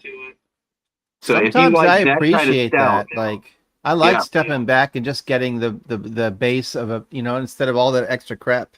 Yeah. It's a straightforward American Imperial Stout, and it's good. And the funny part is, Stephen, I drink beers that have coffee in it, and I don't drink coffee, but I drink coffee stout. I've been saying this for years. I'm a unique individual. I'll give you a spoiler, Alex. Go ahead, I Mr. did it. I've done a shitload of research, and I'm trying to find a way to make a beer that's more like a milk chocolatey as opposed to the dark chocolate you get like from cacao. Mm-hmm. I'm going to make a video. It won't be the next one because the next beer I make is going to be a Mexican lager. Mr. Stephen, you're talking about the one after that is going to be a chocolate stout, and I'm going to put all the research I did together and see if it really turns out, You're talking about milky, like sweet, like I like. Right, Mr. Stephen? Yeah, it's really like hard to do a milk chocolate stout because You do know Usually, that? like cacao nibs give you dark chocolate, but there's no fat in it, so you get none of that like milk chocolatiness, you know. Well, you just So solved the case right there. What a good beer. You have to have a I don't little. want. I'm not going to give any secrets away, but I did a lot of research, and a lot of it has to do with the grain bill. Well, I'll talk to you So- off there, or not here, but I'll call you. Whatever. I don't Or you can I'll wait let for you- the secret, video; Alex. it'll come out. Right, Bobby. Speaking of video, Steven, are we going to get an unboxing? Hell yeah, he certainly is. He's Steven. I can't. Sure, Of course, he's Steven. What do you those think? never get any views, but I can do one. Then you know what? Just stick with the beer stuff itself. Surprise, Steven, he sent you nothing but Yingling. Oh my god! The whole case. Love Your it. way. I've had It's well Yingling. packed. Yeah. Nestle Quick. You know, the thing is, I mean, Bill, I'm sure you already know this, but just like cocoa powder, it doesn't mix. Like you put it in there and it's dry, and Yeah, it's it's true. crazy how it will not absorb into your beer. It just doesn't. It stays dry. Like it's this big clump of dryness and never really mixes in. Yeah, you want awesomeness, not dryness. Unless you're Yeah. here, that's different. That's different. And you have to stay away from any kind of oils or fats because that's going to kill your head retention. It just floats on the top of the beer anyway. Yep. So, and that's why we have problems with a peanut butter beer because you can't use real peanut butter. The oil would just float on the top like a nasty layer of fat. So, you use this dehydrated peanut butter that doesn't really taste right in a beer, but that's what they've been doing. You're muted, Clifford, or are you purposely muted? Because I'm like, Sorry, I was He's trying to stormed reset and see if my echo would go away. oh,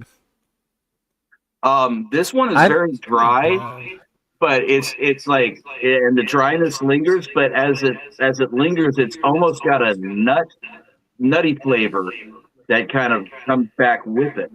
That's kind of weird. All of that cocoa nib and whatever Yeah. little chocolate there actually is there is gone as soon as you swallow, and it Huh. lingers into this like nut brown kind of but more like a roasted nut. well, Boulevard is pretty decent. I mean, there's some breweries where like Firestone Walker, right? I know if I'm buying something that's barrel aged or whatever from Firestone Walker, there's a 95% chance it's going to be good. Like, there's some breweries that just do certain things right, and Boulevard does stouts and barrel aged stuff really well.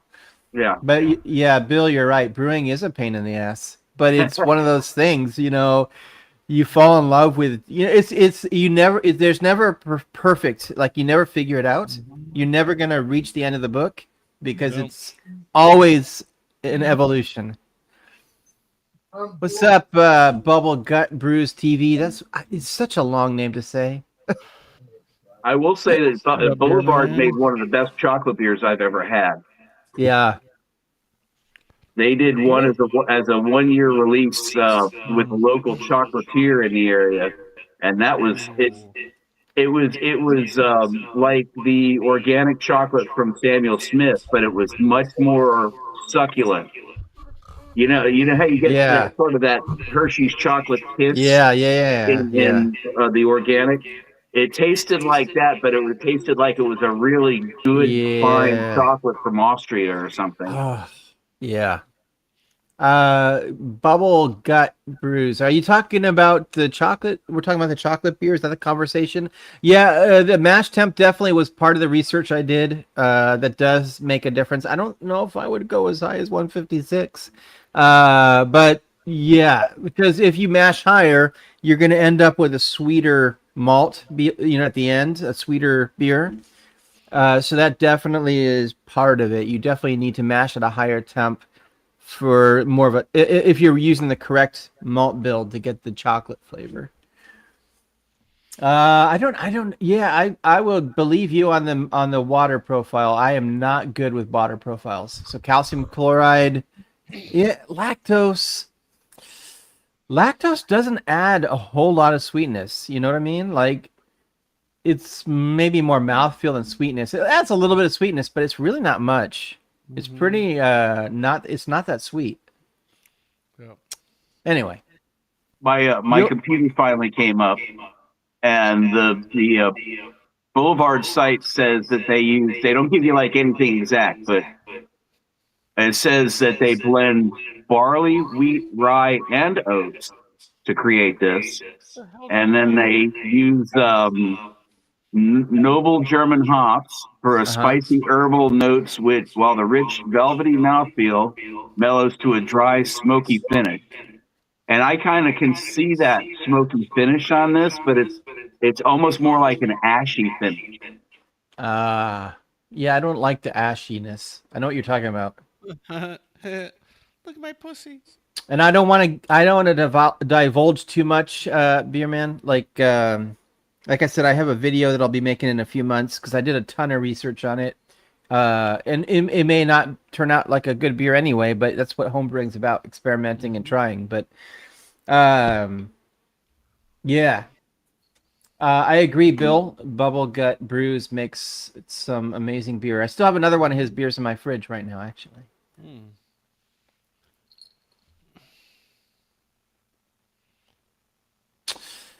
Yeah, I don't know. It was mostly the mash temp, and surprised me, the mash bill. Like what you put in your grist. Certain malts do make a huge difference, and I think the water profile too. Yeah, but I'm always, it's like the golden unicorn. I've always been looking for a beer that was more like milk chocolatey as opposed to like dark chocolate.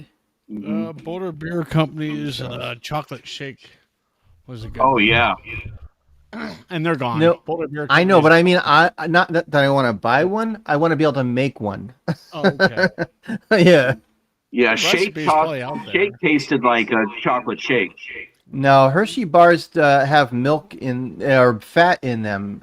Zach, I don't know. Well, Zach is a brewer. Have you done that? Have you put Hershey bars in the? I know. Have you guys ever heard of Wombat TV? I think they're called. It's these guys down in Australia that brew, and I could swear, there's something about them. I think they're a bigger outfit than they lead to believe because they have all these barrels in their videos.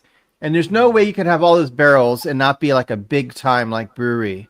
But anyway, they do a lot of interesting videos and they're fun to watch. And they did like a Easter stout where they put chocolate Easter bunnies. They just drop them into the beer like when they were making it. So I don't know, and it's funny anyway. Some of that you can never trust YouTube. Some people will do that and then pretend like the beer tastes good even though it doesn't. Or they'll pour a different beer into the glass that's not even the beer that they brewed. There is so many dirty little tricks that people will do. I will say this, you'll never find that on my YouTube channel. If my beer doesn't turn out good, I'm just going to show it and say it sucks. You know? I mean, I want to make sure people know that no matter how long you're a brewer, you still have beer that doesn't turn out good. It just happens. Like, you should never just follow a channel that always has a good beer every single time they make a video. Something's not right. Yeah, Bailey, stop lying. My opinion, but... Yeah, you may remember I was telling you about when I was doing the chocolate stout that I was trying to replicate an Andes mint with, Oh, yeah. where I Yeah. dry hopped it with chocolate mint. And I actually put like 2 boxes of Andy mints into it, trying Wow. to get there. And it got okay. There was like no head retention, and the chocolate mint did nothing for the aroma. Yeah, because you never know what the yeast is going to do to it, you know? Mm-hmm. Yeast will take some, like for example, I've tried several times doing marshmallow stouts because it sounds amazing on paper, but every time I do it, there's zero marshmallow flavor because the yeast just eats all the sugar. There's nothing left. So so that's like whenever I see, like, I'm not going to name anybody specifically, but There's some videos out there of people making like marshmallow chocolate stout, and I'm calling bullshit because the marshmallow, I mean, not that they didn't put marshmallow in it, but it didn't come out tasting like a s'mores. Let me tell you, it doesn't. There's no way. It boosts the alcohol content because of the sugar from the marshmallow, but it doesn't add anything to the beer, so it thins it out. So you get like this stout that's like got a dark chocolate flavor, but very thin and high ABV. Mm. Yeah. Sounds like heaven for Alex. Have you ever tried using powdered baking sugar? Like powdered sugar? Like, yeah, powdered baker's sugar. No, I mean, isn't that this? My understanding is that that's just sugar that's been basically ground up into a powder. Because you can make your own confectioner's sugar. Right, right. I would figure that if you could take something like that and you use it as a like for doing bottle conditioning, right? As a priming sugar. I mean, you could, but it's the same as table sugar. I mean, you're Right. just. But if you were to take that and do now, this is pure conjecture on my part because I don't know. If you were to take that and mix in a small amount of like malted chocolate, mix it together and use it as a priming sugar, do you think that would like impart any kind of a chocolate flavor like that? Not as a priming sugar. I don't know what Beer Man's experience is, but my experience is that it doesn't matter what you prime your bottles with, it never imparts really any flavor. Yeah. There's just not enough. It's not enough of it to impart really any flavor. I don't know. I was just curious. It's like honey, right? Like using honey in a beer. Unless you're adding the honey after the fact and you've like killed the yeast off, it just eats the honey and there really isn't any honey flavor left. The only way you're getting honey flavor is if you've, put chemicals to kill the yeast and then you add honey after the fact, then it'll sweeten it and add the honey flavor, but you're not going to get that otherwise. So how does it work in mead then with back sweetening? Yeah, so depends. I mean, there's different ways to do it. One way is that mead is a much higher ABV than beer usually. So if you hit the yeast tolerance for alcohol, you can add honey and it's not going to ferment further because it can't. It's reached its limit. Depends what yeast you use. Some of them do pasteurize the mead and then back sweeten it. Okay. Some people use chemicals to kill the yeast and then back sweeten it. Yeah. I like a chemical-free beer. I agree. Yeah, see? Beer man. Back sweetening and secondary, exactly. Yeah. It's crazy. I'm telling you, man, home brewing is like you never reach the point where you feel like you know everything. Mm-hmm. Never. It's always something new, or I don't know. At least I haven't reached that point, and I've been doing it since the 90s. So Excuse me, I gotta take a chatty-o leak. Oh Lord. At least it was a leak, See Chatty. you in 20 years, Bumpy. What happened to Alex? Is he making a giant sandwich? Probably. He's running to Philadelphia real quick to go to Geno's to get a sub. Right. Well, Steak. this is supposed to be a crystal clear beer, so I mean, apparently all the yeast is in the bottom. What time is it? I have time for one more beer. I wasn't sure I was going to get another beer because this is like a wine-sized bottle. Yeah, that's a big one. That is a big old bottle. I drank some of your beer. I had to just recap it because it's like not hitting right. Yeah. I'll try again later tomorrow. Right, Liz? Yeah, and this one is not my favorite, so I'm struggling to get through it anyway. But that 9% is hitting me. That's good. Lucy, turn around. Oh man, Bill, I've been playing acoustic guitar for a while, but I really need some lessons because, yeah, I can't even. I'm so bad. There's guitar I like that's like $5,000 for the guitar, which is probably cheap for a guitar, I guess. But for me, that's a lot. Mm-hmm. But I always said I'm never going to buy that guitar unless I can afford guitar lessons, because it wouldn't do it justice to buy a guitar like that and not be able to play it well, you know? Oh, that's yeasty. Well, I don't play very well, Bubble Gut. I don't play very No. well. I play acoustic, but mostly just strumming chords.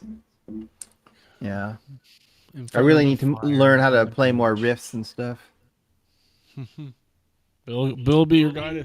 Bill would be the guy to teach you. Yeah, Bubble Gut when he's playing his harmonica. Yeah. Mm-hmm. Yeah, harmonica man. Always good.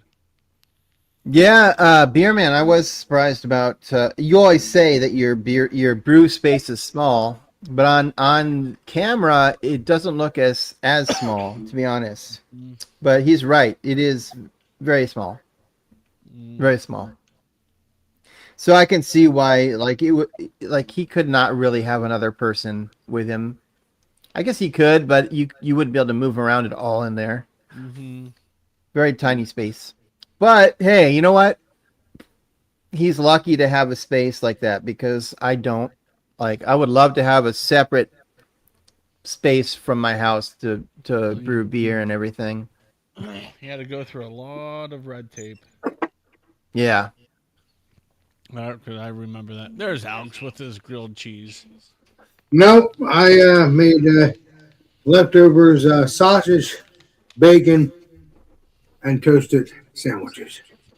Huh. Did you make enough for Well, that everybody? sounds healthy. Well, it's not heavy, but we had it for dinner the other day, and I for a burrito. But I don't have the burritos anymore, so Haley, toast. stop biting her head. Yeah, Bill, all of my full brew day videos, I have a, like a separate playlist for them, but I do it in my kitchen. So every brew day, you see my full brew day setup. Basically, I take it all down when I'm done brewing and put it away. So because otherwise, it would take over my kitchen. But I did see Tanner put out a video recently. Well, he had brewed that Pliny the Elder like clone that he had gotten, and he just did a video of the tasting of how it turned out. So it looked quite dark for a Pliny the Elder, but he said it tasted good, so that's really all that matters. Interesting. Yeah. But it was good to see. I haven't seen a video from him for a while, so. He hasn't been around with us in a while. Exactly. What's up, Nikolai? By the way, Nikolai, I picked up 2 Ale Smith beers. Ale Smith? No, Ale Song. So you know what I'm talking about. The Eugene Brewery. I forget what they are. I haven't even put them in the fridge yet. But anyway, I did pick up a couple that I'll be trying at some point. Yeah.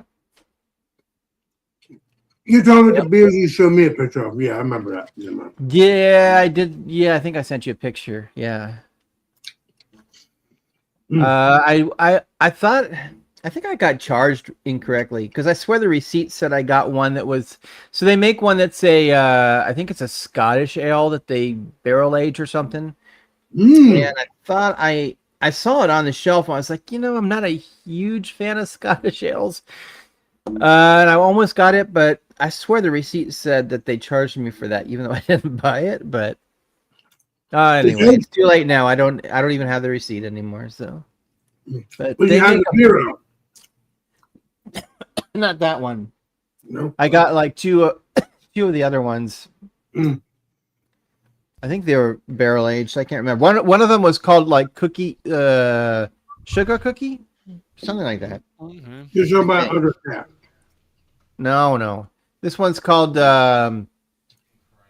Ale Song. Oh man, I'll show you in I can grab them in a second, because I gotta go. I gotta take a bumpy leak anyway, and I need to grab a beer. Is that right? Maybe I'll grab well, if I grab a stout, that's crazy, but Go ahead. We'll see. I'll figure out what I'm going to do. And yeah, here we go. You know what time it is. It's time to drain the main grain. See you in 20 years. Yeah, baby.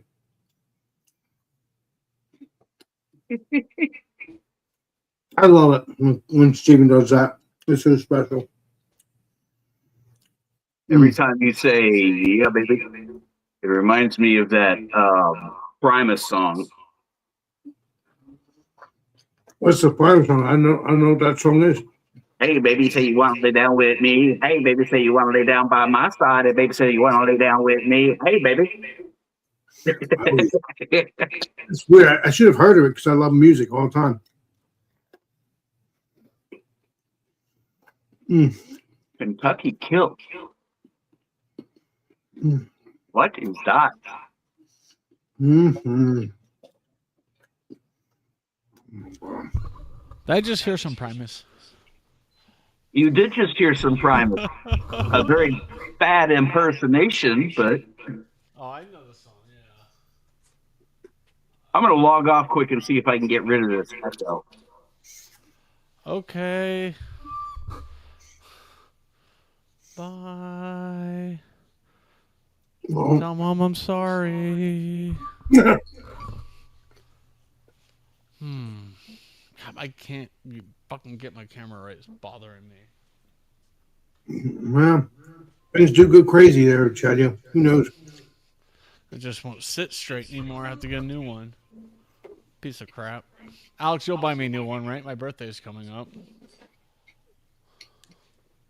Birthday? Yeah, buy me a new camera. I would if I can give it to you in person. So never.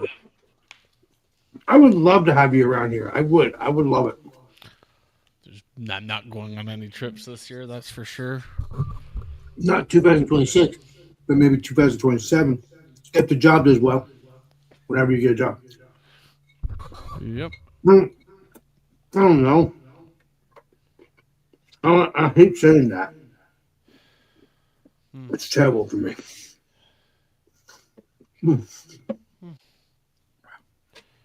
But I still wish you luck, Chad. I think you'll. All right. Wait, what happened to Clifford? What the heck? He's getting rid of the. He's trying to get rid of the echo. That's what he's trying to do. Hey, Test for echo. Zach, are you still in the chat? Because I think you got it. this, I had to do it. I was going to get a stout, but then I've been eyeing this one. It's been in my fridge. I'm like, oh, I gotta try it. This is the, it's called milk. Oh, here, I'll do this. What is stuff up? Yes. There you go. Nipple milk. It's called Milk Lord. By the way, there's an MF under there. That's not Mother Effer. That's Middle Fruit. That's Middle Fruit. This is a beer that Middle Fruit bought for me. It's called Little Lager. It's a I don't know, but it says it's a Munich style Helles, aged in Jepson Malort. I have a feeling this is going to be horrible. But also, before I do that, because I was telling, there's Zach. Okay. Nikolai. So I got this one from Ale Song. It's called Senor Rhino. Imperial Stout with bourbon barrels, cinnamon, cocoa, vanilla, and ancho chili. Nice. 11.4%. And this one from Ale Song, which is called Cherry Decadence. Oatmeal stout aged in whiskey barrels with dried cherries and vanilla beans. 14.2%. It's approved. So that's what I got from Ale Song. I'll probably get more like of some of their other ones. So probably get more in the next couple of days. So stay tuned. All right, here we go. I should open this. I don't even know where this is from. Milk Lord. I just saw it and I was like, that's interesting. Bottled and brewed by Mill Pond Brewing in Millstant, Illinois. Oh, wow. In collaboration with Little Lager and Carl Jepson Company in Chicago. Never heard of this brewery. I've heard it's in this weird stubby bottle. I've seen these from there's a Hood River brewery that makes a beer that comes in these weird stubby bottles. Let me see what you're all about, and then I'll go wash my hands. Oh, that looks delicious. So this is a lager. Oh, nice. Oh, that's a cloudy lager. Oh, yeah, it certainly is, baby. It's a Helles, which is normally very crystal clear. Finished in what it does Malort. You know what? The local expert is in the chat there.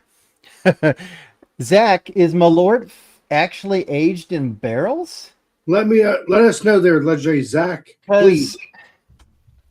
This says Munich style Helles aged in Malort barrels. Legendary Zach. I am not aware of Malort being finished in or being aged in barrels, but yeah, but you're supposed to know everything too, Mr. Zach says he thinks so. He's the expert. Oh, he knows it all, like I told you. I just looked and I have a senior rhino. Oh, nice. Nice. Back in Bring me back, Alex. That's funny, Clifford, because Alex can't do shit. Maybe one day Steven and I could I can't review do the shit. senior rhino together. Careful of the Pujon. I don't know where Middle Fruit is, to be honest. I haven't seen him for a few weeks. I was just asking that earlier in our live stream, like if anyone had heard from him lately, like within the last few weeks. It doesn't smell like any. First of all, I've never had Malort, so I don't. I've heard it tastes like licorice. That's all I know. Yeah. Or like medicinally sort of thing. Absinthe. But it doesn't smell. I mean, it just smells like a lager, but it's so hazy, like for a lager. Oh my God, I'm so scared. Get that down your neck, Steven.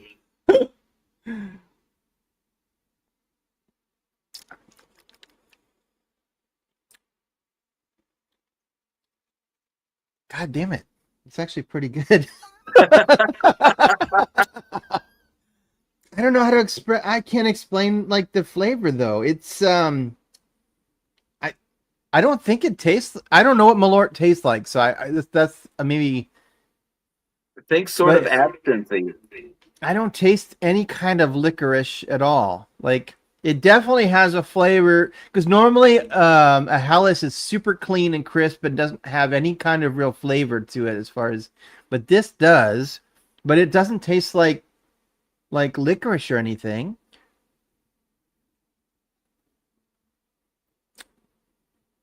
Hey, Steven, I got something special.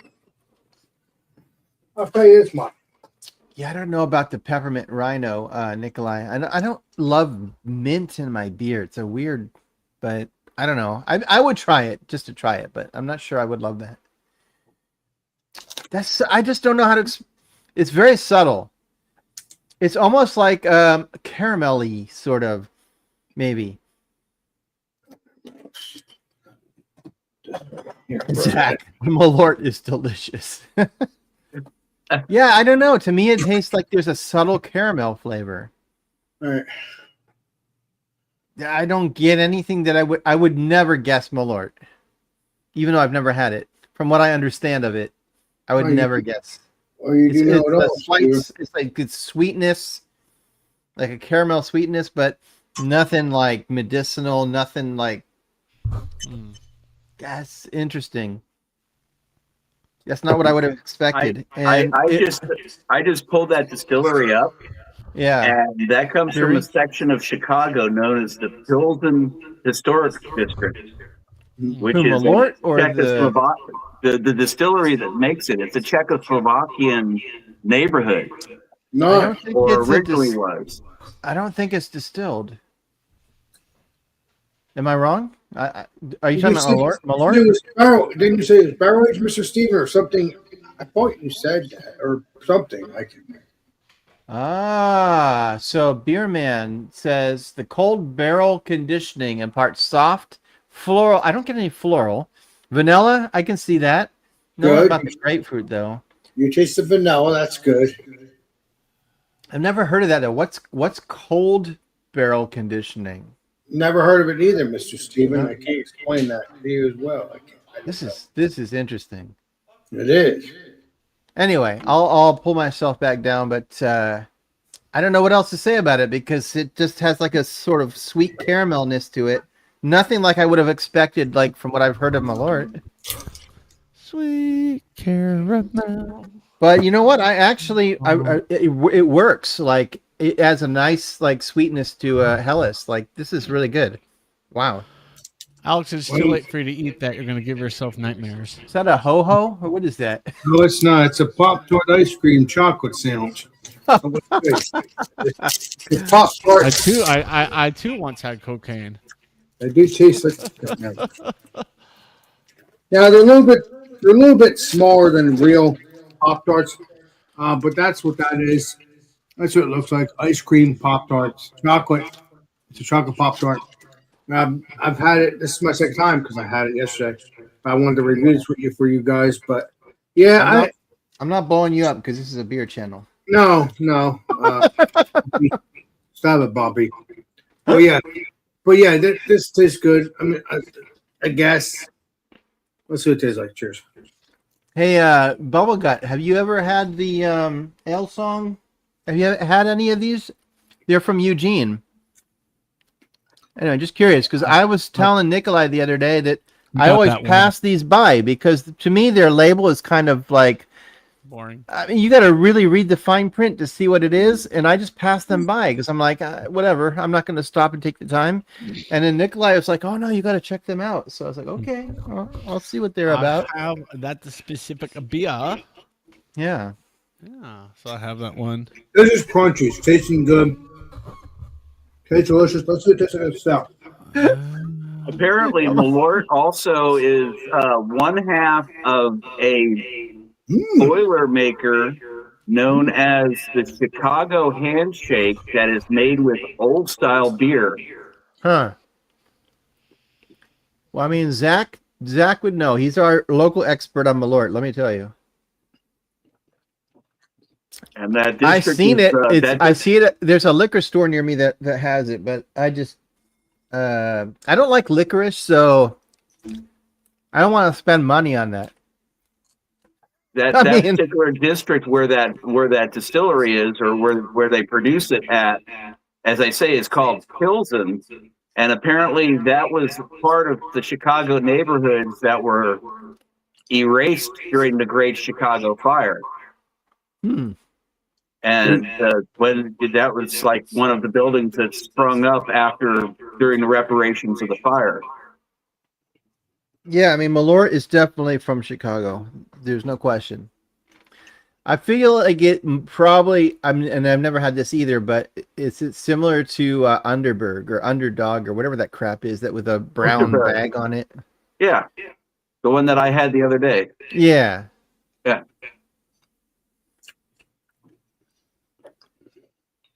I don't know, but it says that the word Malort is the Swedish word for wormwood,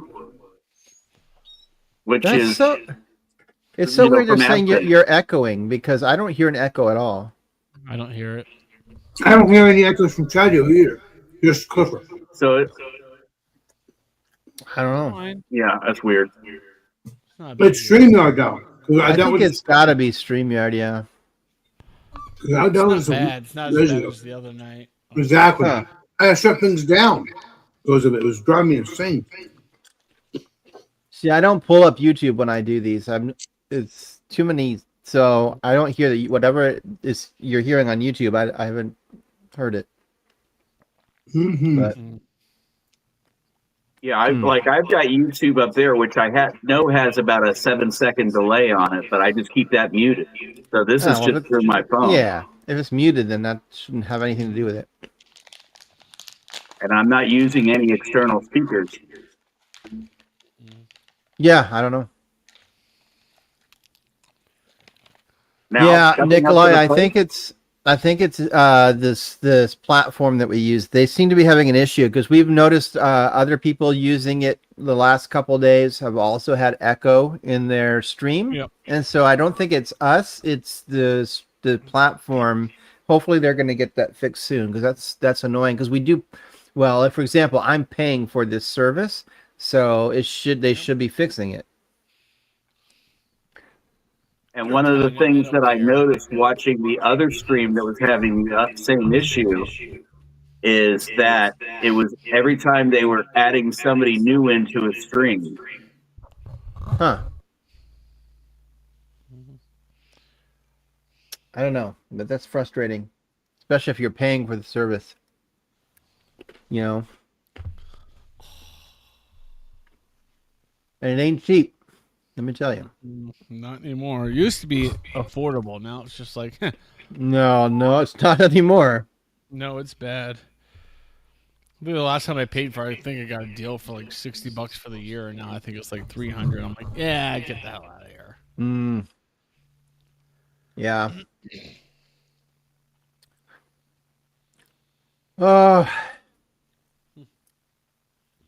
I don't know, Beer Man, but I think that I don't even know if you're still here, but I think I got, that thing that's going around. It's on the lettuce and everything. Like it's giving you the diarrhea. Gypsophilia. I think I've been getting that because I've been eating this. Like I've been buying this store made pico de gallo, but then we went to well, I don't want to say because anyway, let's just say my stomach was rumbling, and when I was visiting Beer Man, it was like, Well, it was the restaurant bad. That's why you don't say the name. I understand.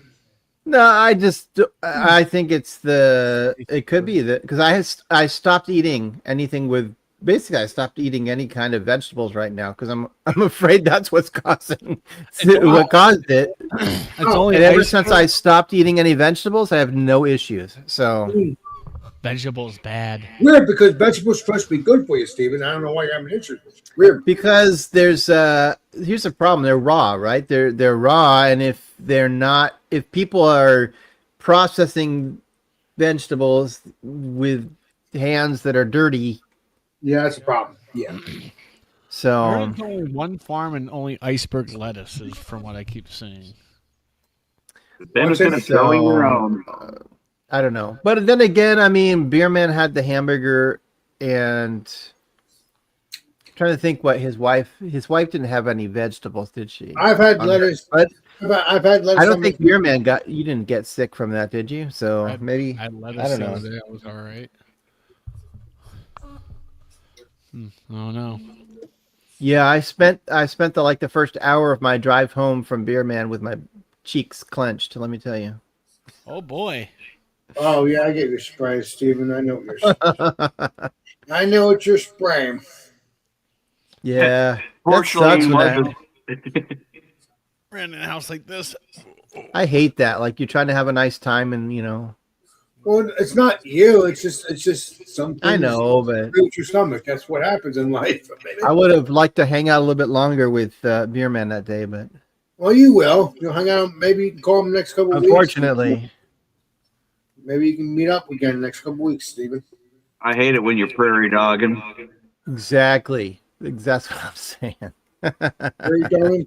You're not talking about beer, right? Prairie. No. I don't know if it was a sour beer. I have sour beers a lot. I don't drink more than one. We only had the one, so I don't know. But Wild ale. Yeah, I'm hoping Beer Man will be hanging out the next couple of weeks, Steven. anyway, Beer Man was super nice to me about it, and appreciate that. Well, I'm saying, Steven, I'm hoping you two will hang out the next couple of weeks. Hoping. Amen. I would hang out with him all the time, except that our schedules are opposite. You're different. You're correct, Yeah. sir. Yes. My days off are not his days off, so Well, you Yeah. might have to take some days off to hang out the Beer Man when you can get a moment. yeah. But I was really shocked. I didn't realize how close that battery 244. Well, I don't want to even say because I don't want to say where he lives, but Right, the last right, place we went to was very close. Like we could literally have walked. right. Yeah, I didn't realize it was that close. Yeah, you don't have Beer Man information. Don't do that. But that's good though. It is close to Beer Man. You can go for a walk. Because listen, if me and Beer Man hang out in his area, I would love that because I love walking. I almost. It's funny because I drove past Fort George when I was headed home. I almost stopped. I was like, should I stop at Fort George? You didn't, so you Your have stomach to. said no. Yeah, my stomach's like, no, just hurry home. Steven, maybe you can go to Fort George the next couple of days then, unless you want the noogie from me. It's a couple-hour drive from here. Well, I don't know. How far is your brother? Maybe he could join you. I don't know. It's in another state, well, Alex. I know, brother. Bucky, I know. My older brother is in the same. Well, technically, he's in another state, but Okay. it's like an hour and a half. Like he doesn't, and he only drinks. He's not a beer drinker. He drinks Coors Light. That's okay. We'll get into Until craft he likes beer. his water. Sweet. That's all he drinks. Yeah. Who drinks Coors? He used to drink Rainier, and then for some reason he changed to Coors Light, and he won't. That's all he'll drink. Rainier, that's a beer I've heard of from the series Longmire. Never heard of part of that. Rainier, I've had Rainier beer. Why say I've Mr. had Rainier Chadnier? and I've had it, and I'm like, meh. Well, Rainier. it's not around here. It's only in that area. That's it. That's fine. It's just beer. But if it's around, Oh, by the way, Beerman and Bruce, Yeah. I did hear back from John, aka John Tanamo. He's one of the co-owners of Battery 245, the brewery there. He just said that he was sorry that he missed the day that we were there, but yeah. that doesn't mean you two can't hang out, Mr. Steve. No. I would have been cool to see him as well while we were there, but Quick, sir. Things happen for a reason. You know, it'll happen when it happens, as people say. yeah. Oh, wait a second. Did I mention that, Bruce? How do you know about that? Don't bring that up. It's a problem, Steven. Don't What? bring up the chocolate dunkle. Oh, the chocolate. They discontinued that, if I remember correctly. That's not good. No. Me and Beerman's wife, actually, we both got the chocolate dunkle. Oh, nice. I never had it. I don't Actually, I think you got it should here, be though. saying that online. What's that? Yeah, you say chocolate. It's a knuckle. joke. I mean, they did have the chocolate taco. It's not like that. No chocolate. Not taco, Alex. Knuckle. Oh, Listen, it wasn't great. That's all I'm saying. I'll be honest. it wasn't Cheddar great. Right. It I don't know if it was acetaldehyde, but it was thin, Mm-hmm. and sort of cidery, and didn't have a lot of. There's no body to it, so I don't know. Deliciousness. Yeah, exactly, beer man. That's a good description. It was Belgian-like in a sense. Yeah. Well, you like Belgium, Mr. Steven. Remember me and you? Not in a chocolate dunkel. It could be a Belgian version, Mr. Steven. Yeah, the Mexican lager was good that I had, but yeah, That's not the case, Steven. You got to solve it. You're Colombo, baby. He did it. Yeah. Just right. 14 yeah. I did ask them because I remember the last time I had talked to John, he said that they only had one beer on tap that was one that they brewed, and the rest were all guest taps or whatever because they hadn't brewed. Well, I asked the waitress or waiter, and he said all the beers were now being brewed there. So, yeah, they had like 5 or 6 beers on tap, I think. Well, that's good though, Mr. Steven, because you're always playing Colombo like I am. The beer man, your wife had the brown ale. Was you had who had the brown ale? Someone got a brown ale that looked muddy. Let's say Steven, not Steven, let's say Beerman, Beer man got a red ale, I think. Red Ale. So it was Yeah. Brandy that got the brown ale, right? I think she did. Yeah. Okay. The legendary Brandy. Let's make that clear. Anyway, You know, speaking of brown ale, you know which one I miss? I haven't seen in I don't know how long. Go ahead. Any of y'all ever had Pete's Wicked Ale? No, never yes, heard of it. yes. They have it. The Chinese had it probably. I don't know, but I've never. Yes, I have had that. I've never had it. I thought that was a great beer. What do you think of it? Mr. Do they Steve, still make that? Who made that? I don't know. But I definitely have had it because I remember it for sure. What is it called again? Pete's Wicked Ale. Yeah. Pete's Wicked Ale. Let me click Yeah, it I think it was just the brewery was just Pete's Wicked Brewery or something like that. Maybe. I want to say they were out of Texas. I don't know. Pete's Wicked Ale. Hmm. Yeah, I'm it's just been a looking them good up. 10 years since I've seen it. Not coming up. I haven't seen it in a long It's time. showing a either. person. I'm getting annoyed. This internet's so stupid. Oh, the first website that comes up says the fast rise and the slow death of Pete's Wicked Ale. Well, that says it all. Ale. Wow. Pete's Oh, man. Wicked Beer. I want to solve that part because it's annoying. Oh, here's the brew. Yeah, Pete's Brewing Company. I forgot it's the same one. Let me play Colombo to solve this case. I think we did, in a sense. There we go. I think that's it. Oh, yeah. So Pete's Wicked Ale. Yeah, their major product was Pete's Wicked Ale, an American brown ale, 5.4% ABV. Their company was acquired by Gambrinus. If you're not familiar with Gambrinus, they are No, a I've never heard of malting it. company up in Canada Never heard of it, Mr. in Steven. 1998. They also own Spotzel That's Brewery. Shiner. Oh, Shiner. Okay.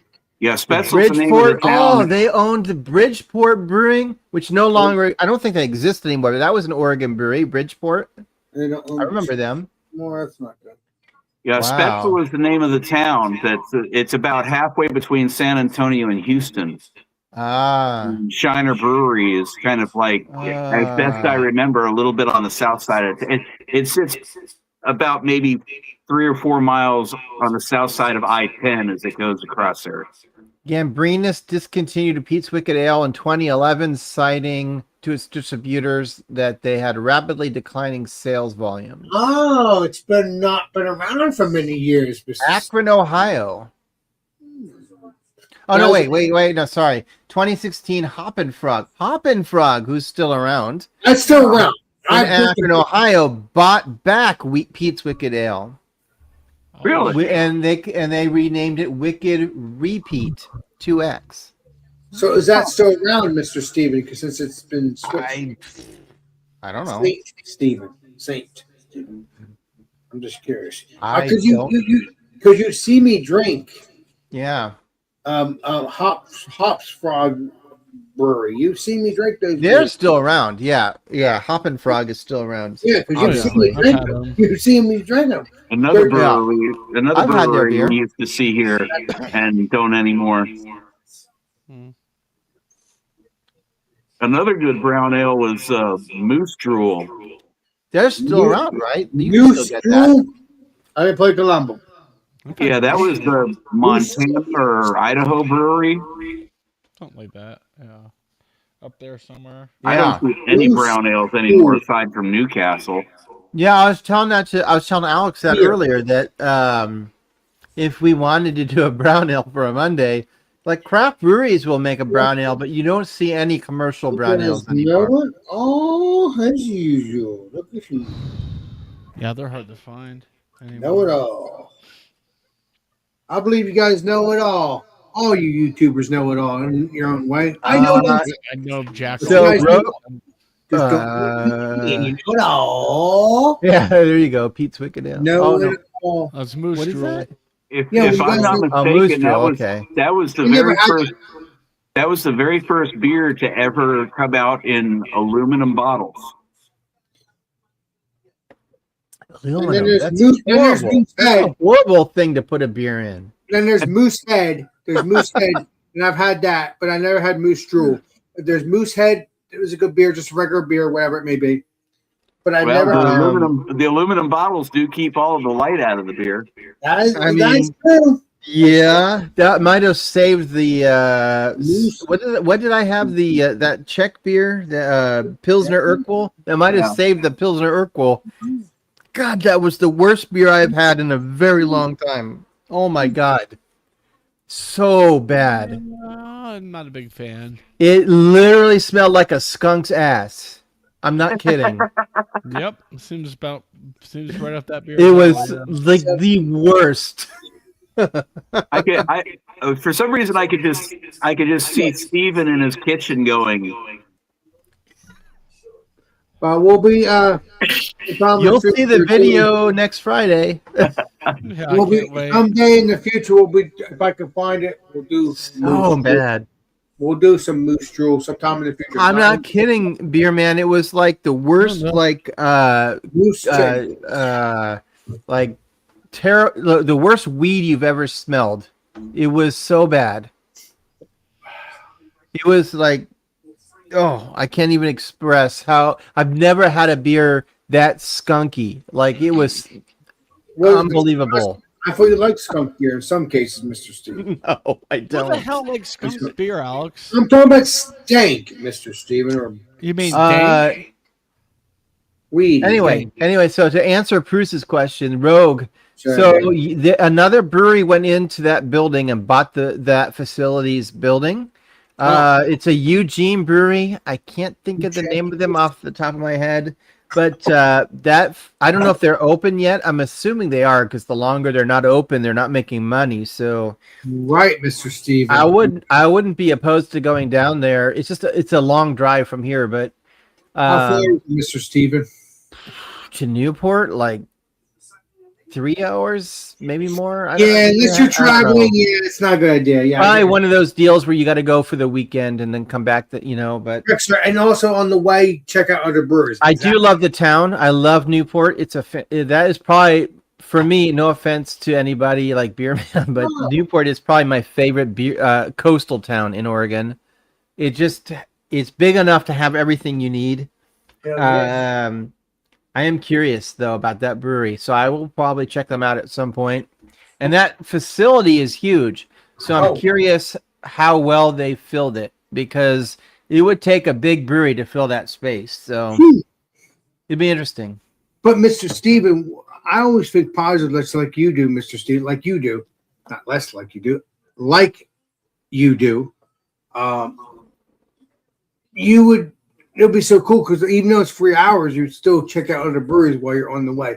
I know it's a lot of gas, but still, I think positive because for that reason, because you are wasting gas in a sense, but you're not because you're enjoying what you're going to do. So I hope you can do that, Mr. Steven. That'll be amazing. I'll definitely check them out because I love Newport. So it just means I need to take like a weekend to go down there. Right, but on the way, since it's 3 hours or 4 hours away, you can check out other breweries so you don't waste your gas. You don't feel like you waste your gas. It's just an idea. The way you go, for me at least, it wouldn't be for Beer Man, but the way I would go there, I can't remember if you cut across. I think you cut across from Salem, so I don't know if there's a ton of good breweries, but I hope it is. It'd be Battery 245 is near Steven, as in Steven, aka the Beer Master, not me. Not beer man, not Beer Master. Well, whatever. He's a beer master. Yeah, exactly. Thank you. Steven Beermaster, yes. No way. Beer Man has never been to Newport? Come on. You're messing with me. He's just not telling you the truth. He probably has. You're lying to me. That can't be right. My brother lives about 5 miles or so south of there. Newport is amazing. Good. I love Newport. You know where Seal Rock is, Stephen? Yeah, of course they do. It's where all the seals. Yeah, he's got a house that's like on the inland side of the PCH. that you can, from his balcony, you can see the seals down there. I'm not joking, Alex. There's this. It's called Seal Rock, and they have a whole like you can go. I think you have to pay to get in, but you can go down and see the seals, and it smells like the worst thing you've ever smelled, and they are so loud. All you hear is these seals, like the noise. It's not worth the money. Like, let me tell you. I mean, if you like seals, it's worth the money. But if you don't, it's not.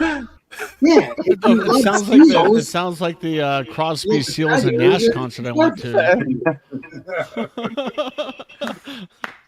Wow, I can't believe that, Beer Man. If you've never been to seriously, I mean, I'm not telling you what to do, but if you ever have a weekend where you and Brandy can go down like to Newport, Or and get a, spend a weekend down there.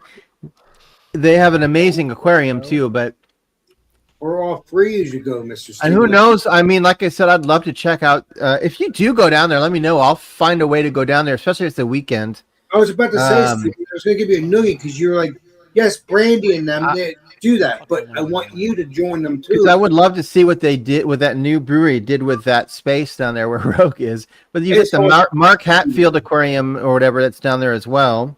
Yeah, that's a nice aquarium. Last time I visited my brother, we went there. It was pretty cool. Yeah, I like Newport a lot.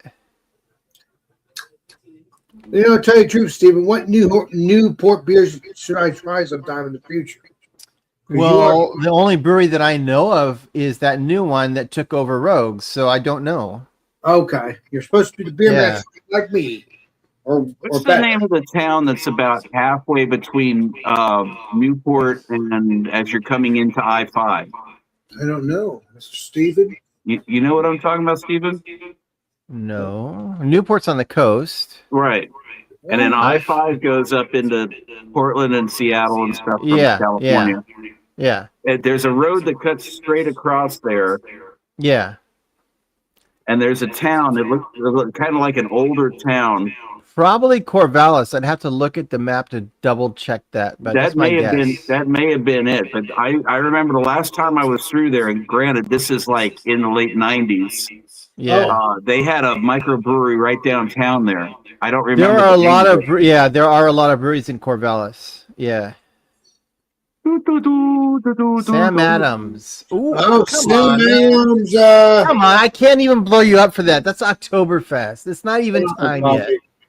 I know, but you know.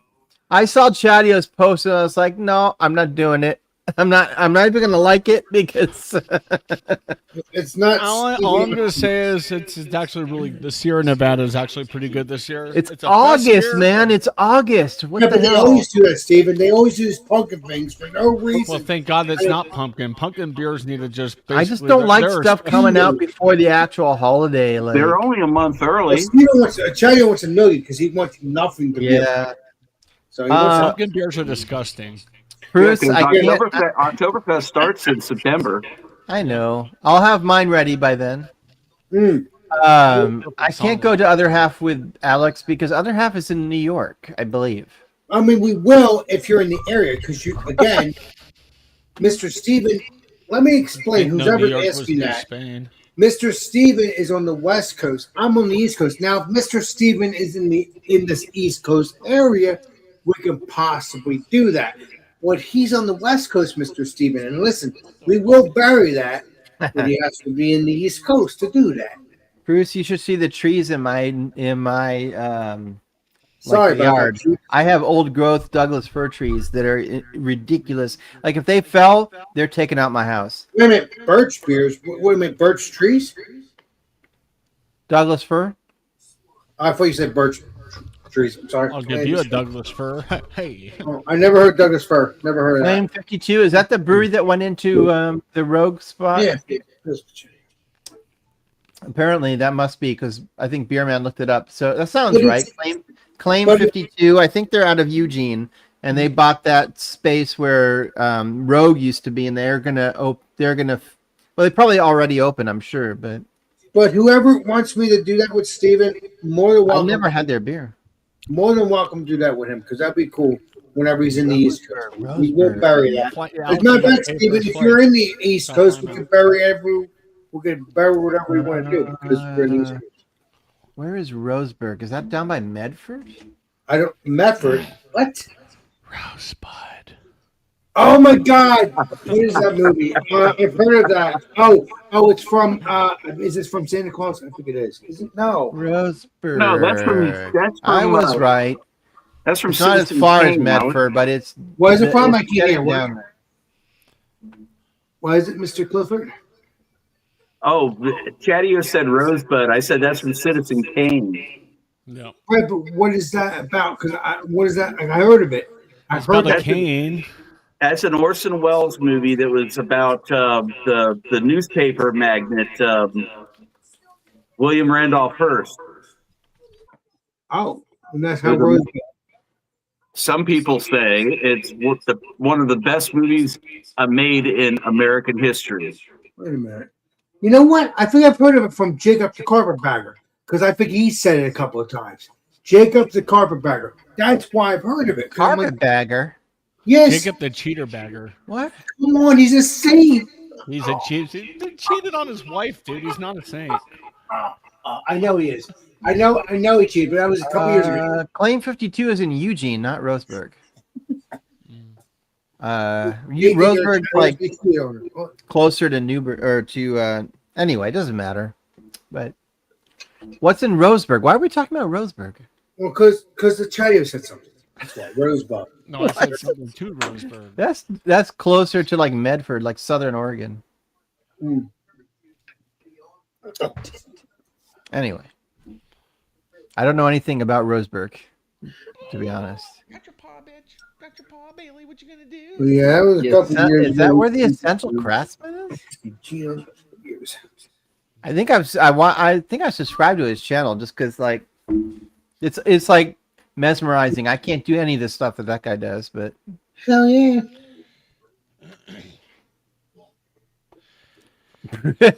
we're talking about Roseburg because Bruce mentioned it. Yeah, but That's funny. what's his name did used to say that Rosebud. It was from Well, that's different. That's not the same thing.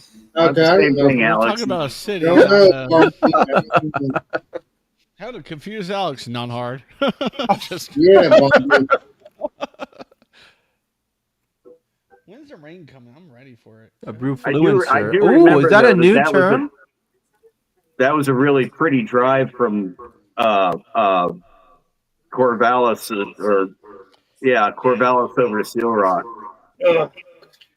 Holy. But I think the town that I'm actually thinking of was called Blodgett. Mm. But I'm looking at it and it doesn't look like there's not shit there on the Google Maps. I don't know that term. What shit town? Yeah. I live there. Yeah. But no, Stephen, you would love to do other half sometime with me in the future, right? I mean, next year or two or more. I mean, I don't know how we're gonna get to New York. It's got to go to Spain, Alex. But- Well, I guess I'll have to meet up with him in Spain once I bury my two things.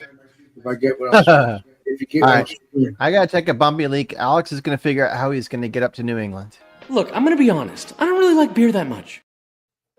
I don't like that. Even just if you're in hearing distance, I think it was Flynn, Oregon, and Dirt Road Brewery. Mm. And like Flynn. No, but maybe me and Steven go to in New England. Maybe. Well, I guess I don't know. I guess we got to figure that out. That'd be amazing. Wouldn't it? Yeah, baby. Steven is going. Beerman's going. What's it about? I said Beerman's going. Steven is going. Yeah, Steven. This Steven. Not yes, Oh, too many Stevens. yes. Beer man, I know he's going, but I'm talking about this Steven. I want him to go too, so us can meet up and get it done. Get it done. Have some beer reviews. I guarantee Alex it's not happening this year. What's Not not everybody happening? can just take time off of work whenever they want. A lot of people have to earn their time off over time. Right, Bumpy. Bailey. Clifford, I think you have permission to get Bumpy, Mr. Chatty in there a nugget because he needs those nuggets, man. They hurt. Hey, Chadio, put your face up to the screen. No. No. I fell for that one before. But no, Chad, you can do whatever you well as long as you have good time off. You can bear whatever you want. But if you don't, you can't, Mr. Chad. I've been off for Your track side. I've been off for way too long. Exactly. You should be getting a job soon, I hope. In the name of Jesus, amen. We move on from that. I'm Thank you, trying. sir. Grocery store won't even hire me here, so I don't know what the hell's going on. I don't know. Freaking companies are idiots. Yeah. They don't know what they're doing. It's not you, Chatty, it's them. They're being stupid.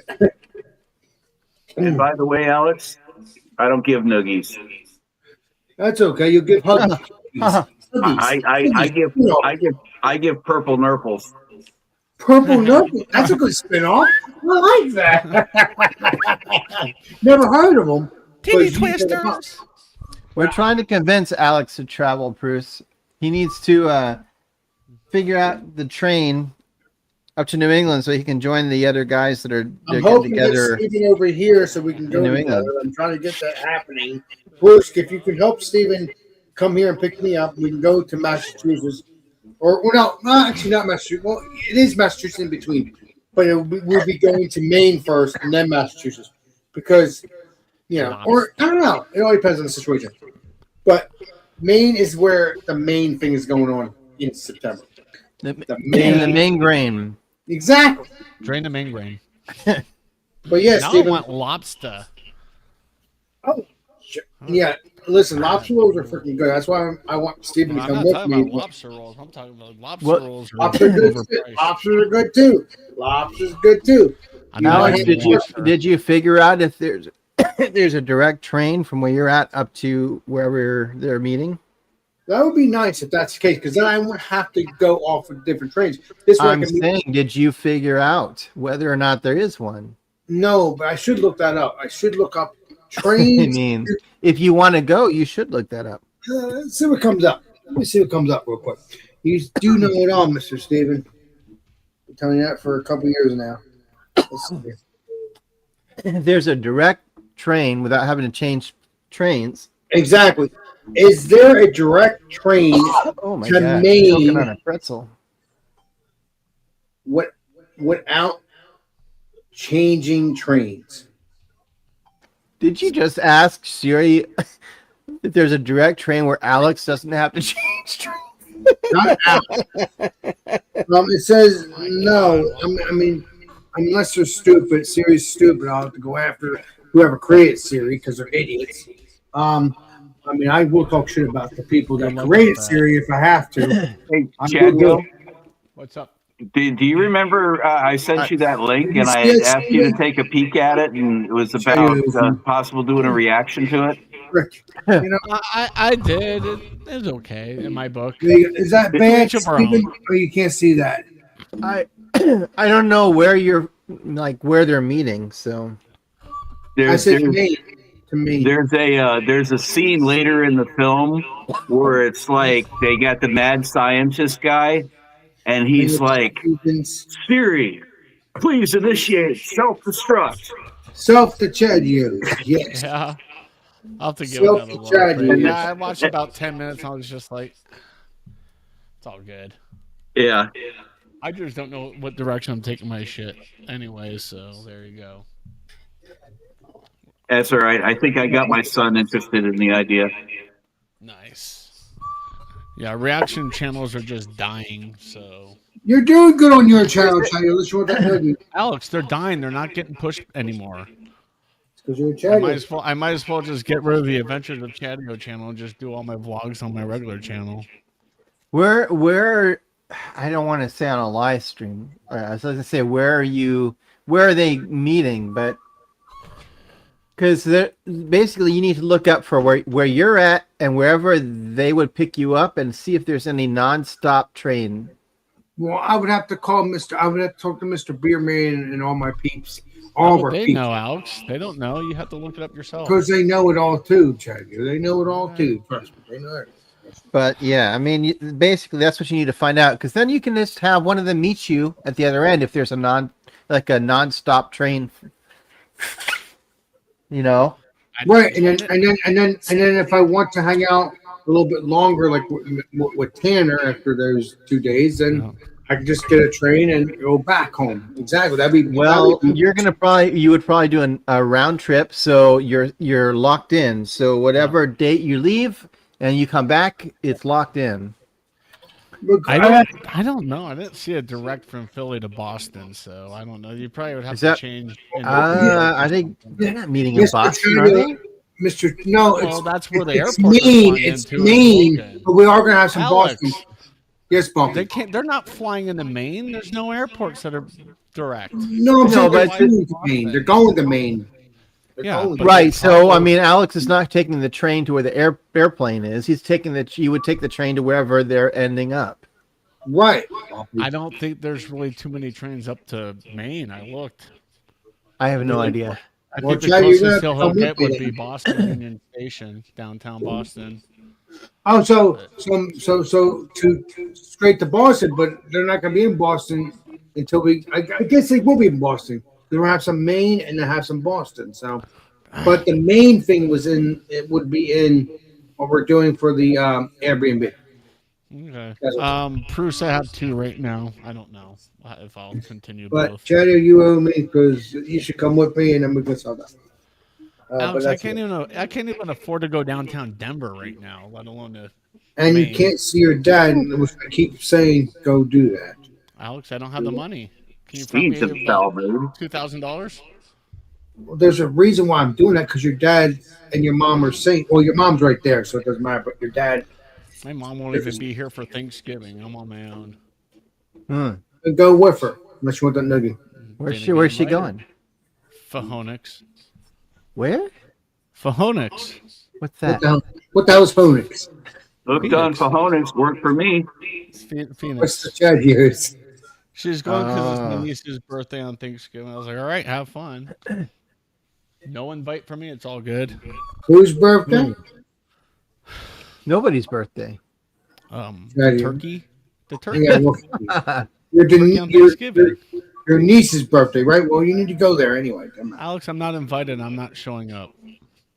Call her your favorite niece. She'll invite you. Cheers. Yeah, I mean, I'm, you don't. I'm good. I don't really. need She's to not- invite He's anyone. Yeah. Plus, you Stop don't this. want to invite yourself. Then it feels No, weird. but the niece loves them. That's the thing. I'm gonna shut up Alex, now. Alex, it's fine. Like I'll just go to KFC and cater in. All right. too much I respect that. All right, I respect that. I mean, KFC is right up the road. could I probably don't just do order anything for. all I the get together with a couple of friends, but I don't really do anything for. But that's fine, Mr. Steven. That's what I want That's you to pro- do. I know. That's probably what I'll And Chad, do. you has friends too that he'll be joining. I brought it up to my neighbor. He's like, you know where to find me. I was like, yes, I do. So I'll probably just See, go next there you door. go. Unless you want the Yeah. nugget. Oh man. I just want Yeah. people to be golden. That's all I Chadio has what? 2 channels? 2 YouTube Two. channels? Yes, he does. I Yeah. have a Chadio channel and the Adventures of Chadio. There you go. So I got to figure out what I'm gonna do moving forward after middle of October because I'm recorded that far out with reactions. Ah. Chad is legendary for that. So I mean, that's pretty good to have that many. that's good recorded though. out. That's good though. It's good. Dude, I've been People can watch it. bored. You know? And Chadio Might as well, Yeah. might as well get ahead and figure out where I'm gonna go. Probably just finish out this year with it. Maybe just start vlogging and I don't know. So Chadio's vlogs. Good, Adam No. LeWood Jr. Just Chadio. Right. I tried that. I'm so terrible at vlogging. Oh my god. Well, Alex, I I've been vlog, vlogging since 2018. So no, I'm not but I copying vlog anybody. sometimes. But I do walking streams. That's Have you ever vlogged on a log? on a walk as a live stream, yes, but not as a not A actually vlog not on an actual log. You were on a log when you vlogged. a log. No, never done that. You're saying okay. I vlogged on a log in Tampa, but the ride's gone. That's a good rhyme though. You Actually, vlogged on a log? Yeah, a log flume ride. So I vlogged on a log. I have to go back. What's the RXN video? I'm afraid to even ask. Oh my god. No, my latest video was okay tonight. I just kind of rushed it because I was like, I'm at my mom's house. I don't want to like interfere too much. Hey, Chadio, you can walk She was outside cool and do with it. it. Like I ended it. She was like, "That's it." I don't really need to say much more. It's lasagna. 3 minutes and 11 seconds. Boom, Chadio, done. your mom doesn't care if you're doing stuff unless you want that nugget so bad. It hurt, man. I know. I was watching that NASCAR race earlier, and she disappeared to her bedroom in the race, and I'm like, "Where the hell have you been?" Well, I didn't feel like watching. I'm like, I didn't need to watch. I could have put something else. Oh. Yeah, well, Yeah, that's good. lazy. She didn't like to hear Chadio, so she. Hmm. Steven, when you brew, do you have a specific software that you use? Well, I use Brewfather. I used to use Brewer's Friend, but they kind of pissed me off. Oh, There's wow. some- well, I mean, there's some features that didn't work, and they refused to fix them. And literally I stayed with them for years, and I had posted, and I kept replying saying, "Is there any update? Is there any update?" And they just nothing, right? So I finally was like, "Screw this! I'm gonna go find something that works." Exactly. So I switched to Brewfather, and that's been working pretty well for me. And Awesome. it sounds like most people use that, or like there's another one called what's Beerman use?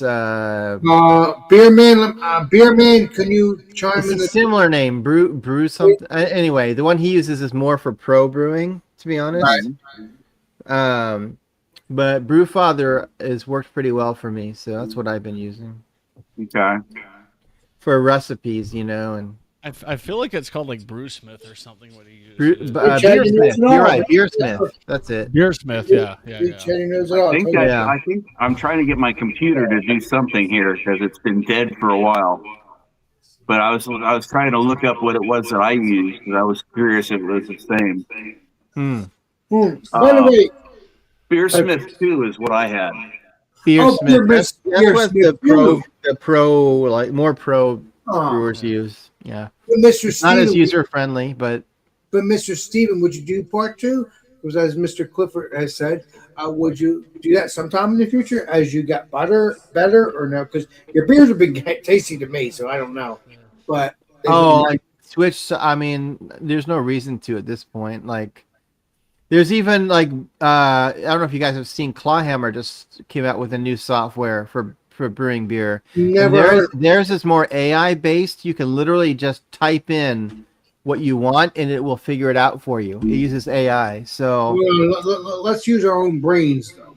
I know. I mean, it's totally like I'm not saying good or bad. I'm just saying there are options out there. I know. So if you don't feel good, for instance, yes, you use AI. That's understandable because you got to get it buried. We got Mr. Steven, Mr. Clifford here showing something. So that one right there, Yeah. yeah, that's. Let me pull up one that I had. If it I'm opens. trying to find the location where Come on, baby. Open up, baby. Open up, baby. Open sesame. Alex, it is open. I know. Can you see it at all? Yeah, I think that's what Try beer to is. see it, yes. And all of us can see it. Okay. I've used it. It's really good, really intricate. But Steven, I've been wanting to ask you. You ever heard of High Castle and McCormick?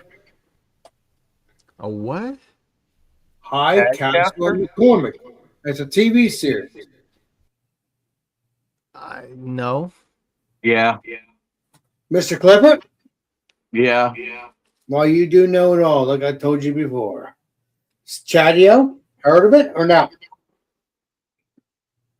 Yeah. It was a kind of a middling show. What's that mean, Mr. Clifford? I'm trying to learn from you. It's half and half. I give you a spray. It depends on how much action it is. I didn't really like it that much. I think I've Well, you seen don't like an have to like episode. everything. I liked it. I like it, but I'm giving it a chance, because I like the drama. But it should be more drama. I think that's what you're getting. I get what you're spraying on that. I get what you're putting down. Still telling you, man, you need to give Twilight Zone a chance. Well, Twilight Zone and what's that other series I want to try? Something. Muppet Show. Highway to the Twilight Zone. Highway to Heaven was a great Brewing series. videos. Highway to Heaven. I watched a don't couple know months if they're- ago. It's great. Bruce, I don't Does know if they're Chadio public or have any private. brewing videos? He probably does. I don't know if they're public or private, but yes, I've done some. I used to Actually, do live Jenny, I streams think they on are. They Twitch. probably are private because I think most of your stuff is Let me private. look. Let me look. It is. I agree. Like so far, I'm not really a huge fan of the Clawhammer. I mean, to each their own, but I feel like I wouldn't have the control I want using their software. No, you Because should have basically what you have to do is type into it and say, I want you to add more whatever, or I want you to make this 30% of this Right. grain, and it will make the alterations, but it's using AI, and I would rather just be able to, I don't know. I feel like you don't have the control when you use that. Claw hammer's what the equipment is what you have, right? Yeah, but they've just come out with a new AI-based brewing software. You know, I'm sure for them, they're always trying to find a way to continue their business. So, Yeah. So I it's mean, more AI of a is recipe builder than it is an actual control Yeah, it is program. definitely it's definitely a recipe builder, but it's text based, so you type in what you want, and the AI makes the changes for you. Does it allow you to actually put in quantities and temperatures and times and so forth? I think so. I've never used it. It's brand new, and I'm happy with Brewfather, so I'm not going to change, at this point. But I think you can. But they're sort of the hype about it that they're trying to push is that you can just type in what you want and it'll make the change. But because that was my first thought, I was like, well, my big thing about brewing software is I need to be able to put in that I want 60% of this grain, 20% of this grain, 15% of this grain. I do it by percentages. And then I want it to calculate how much grain I need based on what ABV I would want or what gravity I want for that beer. And Brewer's Friend couldn't do it. Brewfather does it. I think that this Clawhammer will do it, but the Clawhammer software, you kind of have to like talk to the AI and tell it what you want, and and I can't talk about the one that Beerman uses because I've never used that one. Beersmith. Yeah. Yeah, because that's what in looking at the Beersmith Pro, and now I got Beersmith 2 up here. I was doing a Schwartz beer. Okay. And all grain. And pardon me, my glasses are a little messed up, but yeah, it actually split it up by the actual ounces or pounds. I was doing 5-gallon batches. And it also divides it out into percentages. But the question is, and I'm sure you can do this with that software, but what I look for is that I want to be able to tell it not the amount of grain, but I want to tell it that I'm going to use 60% two-row and 30% Pilsner and whatever percent, and then I want to tell it those are the percentages. Now I want you to figure out the math to make it hit this ABV or this gravity and tell me how much grain I need to hit that number. Okay. Brewfather can do it. Probably, I'm sure Beersmith does it too, because that's like a pro software. So, but like Brewer's Friend broke. Brewer's Friend did work for a while, and then it just broke, and they never fixed it. Okay. Well, it's good to know at least I got the right software. Because that was the cool thing that I thought of that I felt when I got that software was that it actually gives you like a graph that shows you when you put in the particular type of style that it was falling within the BJCP parameters of what that was. Yeah, Brewfather does that as well. Yeah, okay. Brewfather does that as well. And with Brewfather, I can change I can change the BUG ratio, and it will automatically alter my grain bill to match. I mean, I can change the ABV like with a slider, and it will also make the grain bill match what I want.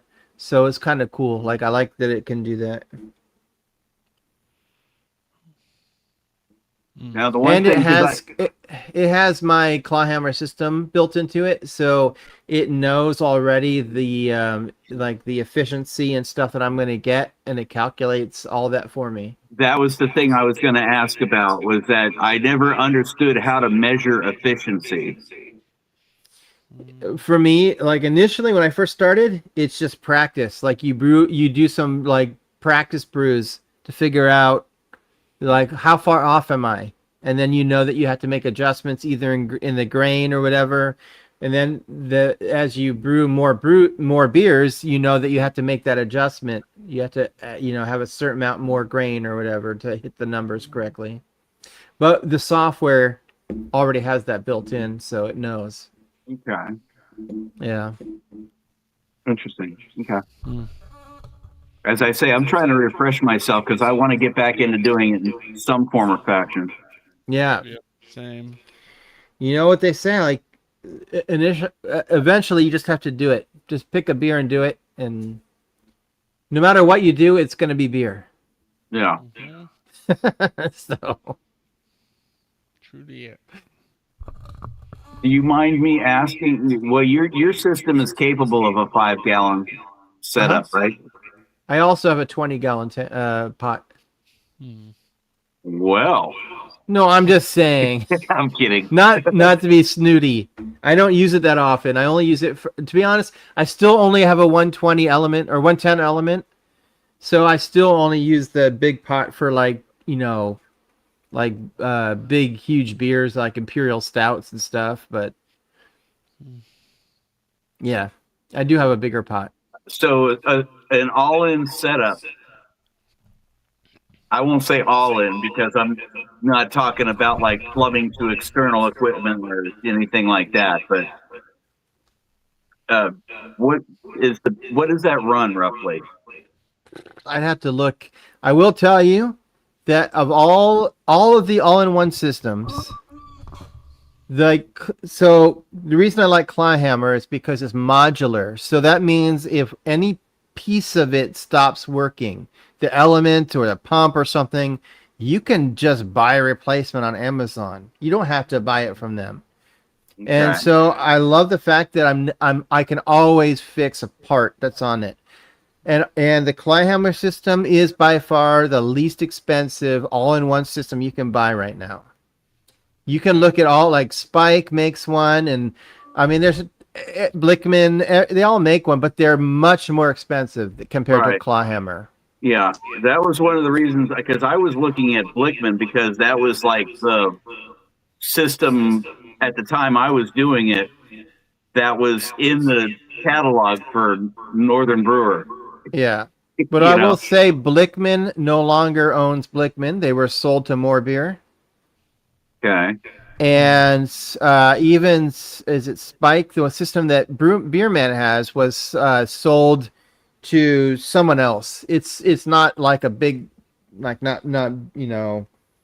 it was a company that already does brewing type stuff, but they also sold their company to someone else. Right. So it's hard to say how that's going to unfold, but I mean, at least like Clayhammer. I mean, I met them in person, like, and they seem like they legitimately just love making beer. Like, not only do they make, it's a business, but they also seem to love making beer. Like it isn't just a business for them. Right. That's a key for almost anything. So Grainfather or Clawhammer is the one you have? Clawhammer. Clawhammer. Okay. Grainfather is one of the original all-in-one systems. It's more what we call the coffee urn style. You remember like the church coffee urns, the big tall? It's like that. I mean, Kegland makes one that's similar. In fact, I was interested in trying theirs, but theirs is very expensive. The one from them is super expensive. So if you compare pricing, also if you buy one of those urn style ones, the base is all sealed. You can't replace the pump. You can't fix stuff when it breaks, it breaks. Like, it's got a metal malt pipe that goes up the side of it for recirculating. Like the Clayhammer system, it uses hoses. If the hose fails, you can get a new one. They're cheap. Like I love this claw hammer for that reason, that it's all modular. You can replace everything. You don't have to even go through claw hammer. You can get it off of whatever you want. And they're in Asheville, right? Yeah, yeah. I'm very curious because when you were in Asheville, did you have any Highland beers? Highland? No. That's the oldest microbrewery in Asheville, Huh. and they have a beer called Clawhammer. Oh, really? Yeah. No, I've never even heard of them. Huh. Huh. Interesting. Yeah.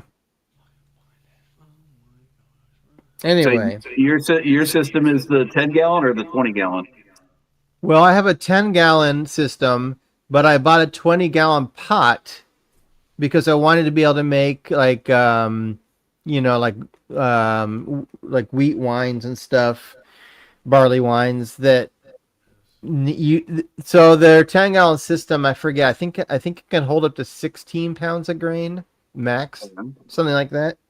Mm-hmm. So if you want to make like an imperial stout or something, it's difficult. What they suggest is you just fill it with as much grain, all the grain, and fill it with as much water as you can, and then set aside any of the extra water and do what they call they call it a dirty sparge, where you just basically sparge water over the top of it at the very end. A dirty sparge for that, buddy. Never heard of it.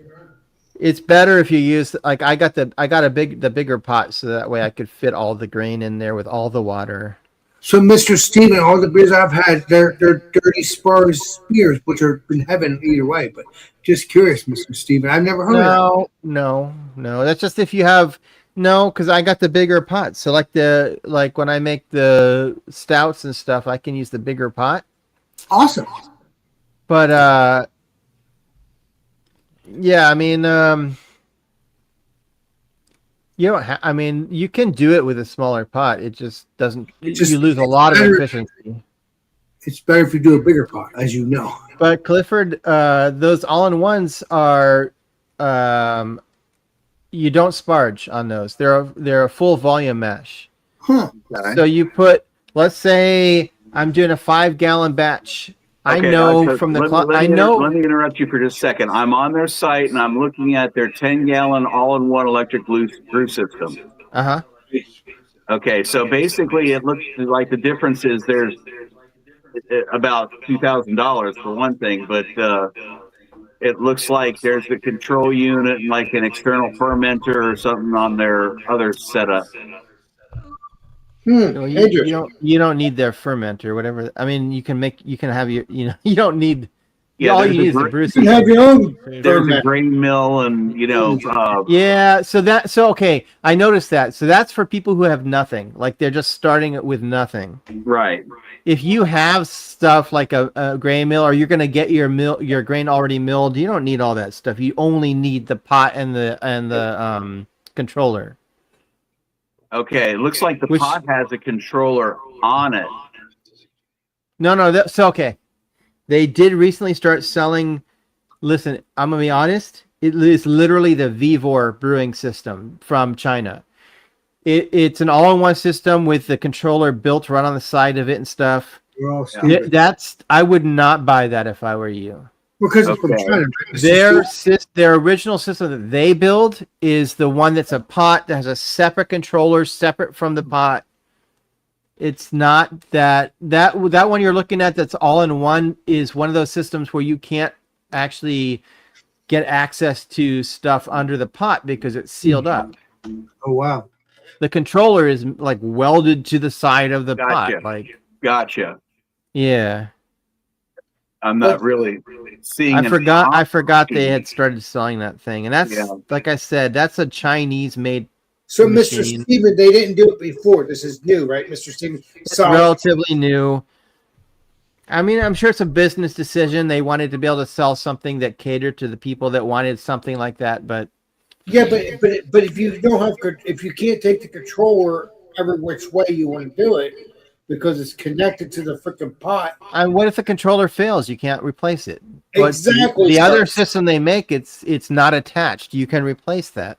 Exactly. So In I fact, don't I have a spare one that I bought off of Amazon. So right, but you can attach that, but you can't Yeah. attach new versions, which is All right, freaking I'm weird. gonna have to just explore around their site and look a Yeah. little bit because it looks like there's some systems here that have stuff that I already have. Okay, but make sure it's not Could if be. you anything new, make sure the controller is not attached. Make sure that's Well, anyway. Yeah, that's an option. do me a favor and shoot me a link if from their website as far as like what it is that you're talking about that you use. Mr. Steven, would you mind doing that? I think that'd be a better thing for the Mr. Clifford. Please. If you have the opportunity to. I think Yeah. Mr. Clifford's doing that because I can see his putting his head down there, so I think he's going to do that. He's going to bury it. I think he's going to bury it. He's Clifford. He's a saint. People won't know that. Yeah, because it's that or a new PA system. Well, yeah, I do hear that. I do. And, hear I'm getting too old to keep gigging with these bands and moving 1,000 pounds of gig equipment twice a night. Yeah, but you're talking about the band, not talking about the beer stuff, right, Mr. Clifford? Yeah. Okay, but you love the band stuff. You're never gonna get rid of that. You're not gonna give up on that because you're No, I wouldn't give up on it. It would be two separate things. But yeah, I was looking at some new equipment. But hey, I got other guys that could buy new equipment too. All right, I sent you a link, and then even, I mean, this is just my opinion because this is how I brew, but it comes with a plate chiller. Oh, Mhm. nice. I don't even use it because I do no chill. Like I feel like up to 5 gallons, it depends on how you want to brew, but you don't really need a plate chiller. Like I've done no chill for years. Chiller. But I mean, I've done no chill for years. But yeah, if you have something already, it doesn't matter anyway. But honestly, you can no chill overnight, and it does not affect your beer. People, I think, I don't know. There's a lot of misinformation, or people hang on to old information they think is like, somehow written in blood or something. Because Steven, no, I'm serious. I love you. You're a I saint. do. I sparge overnight.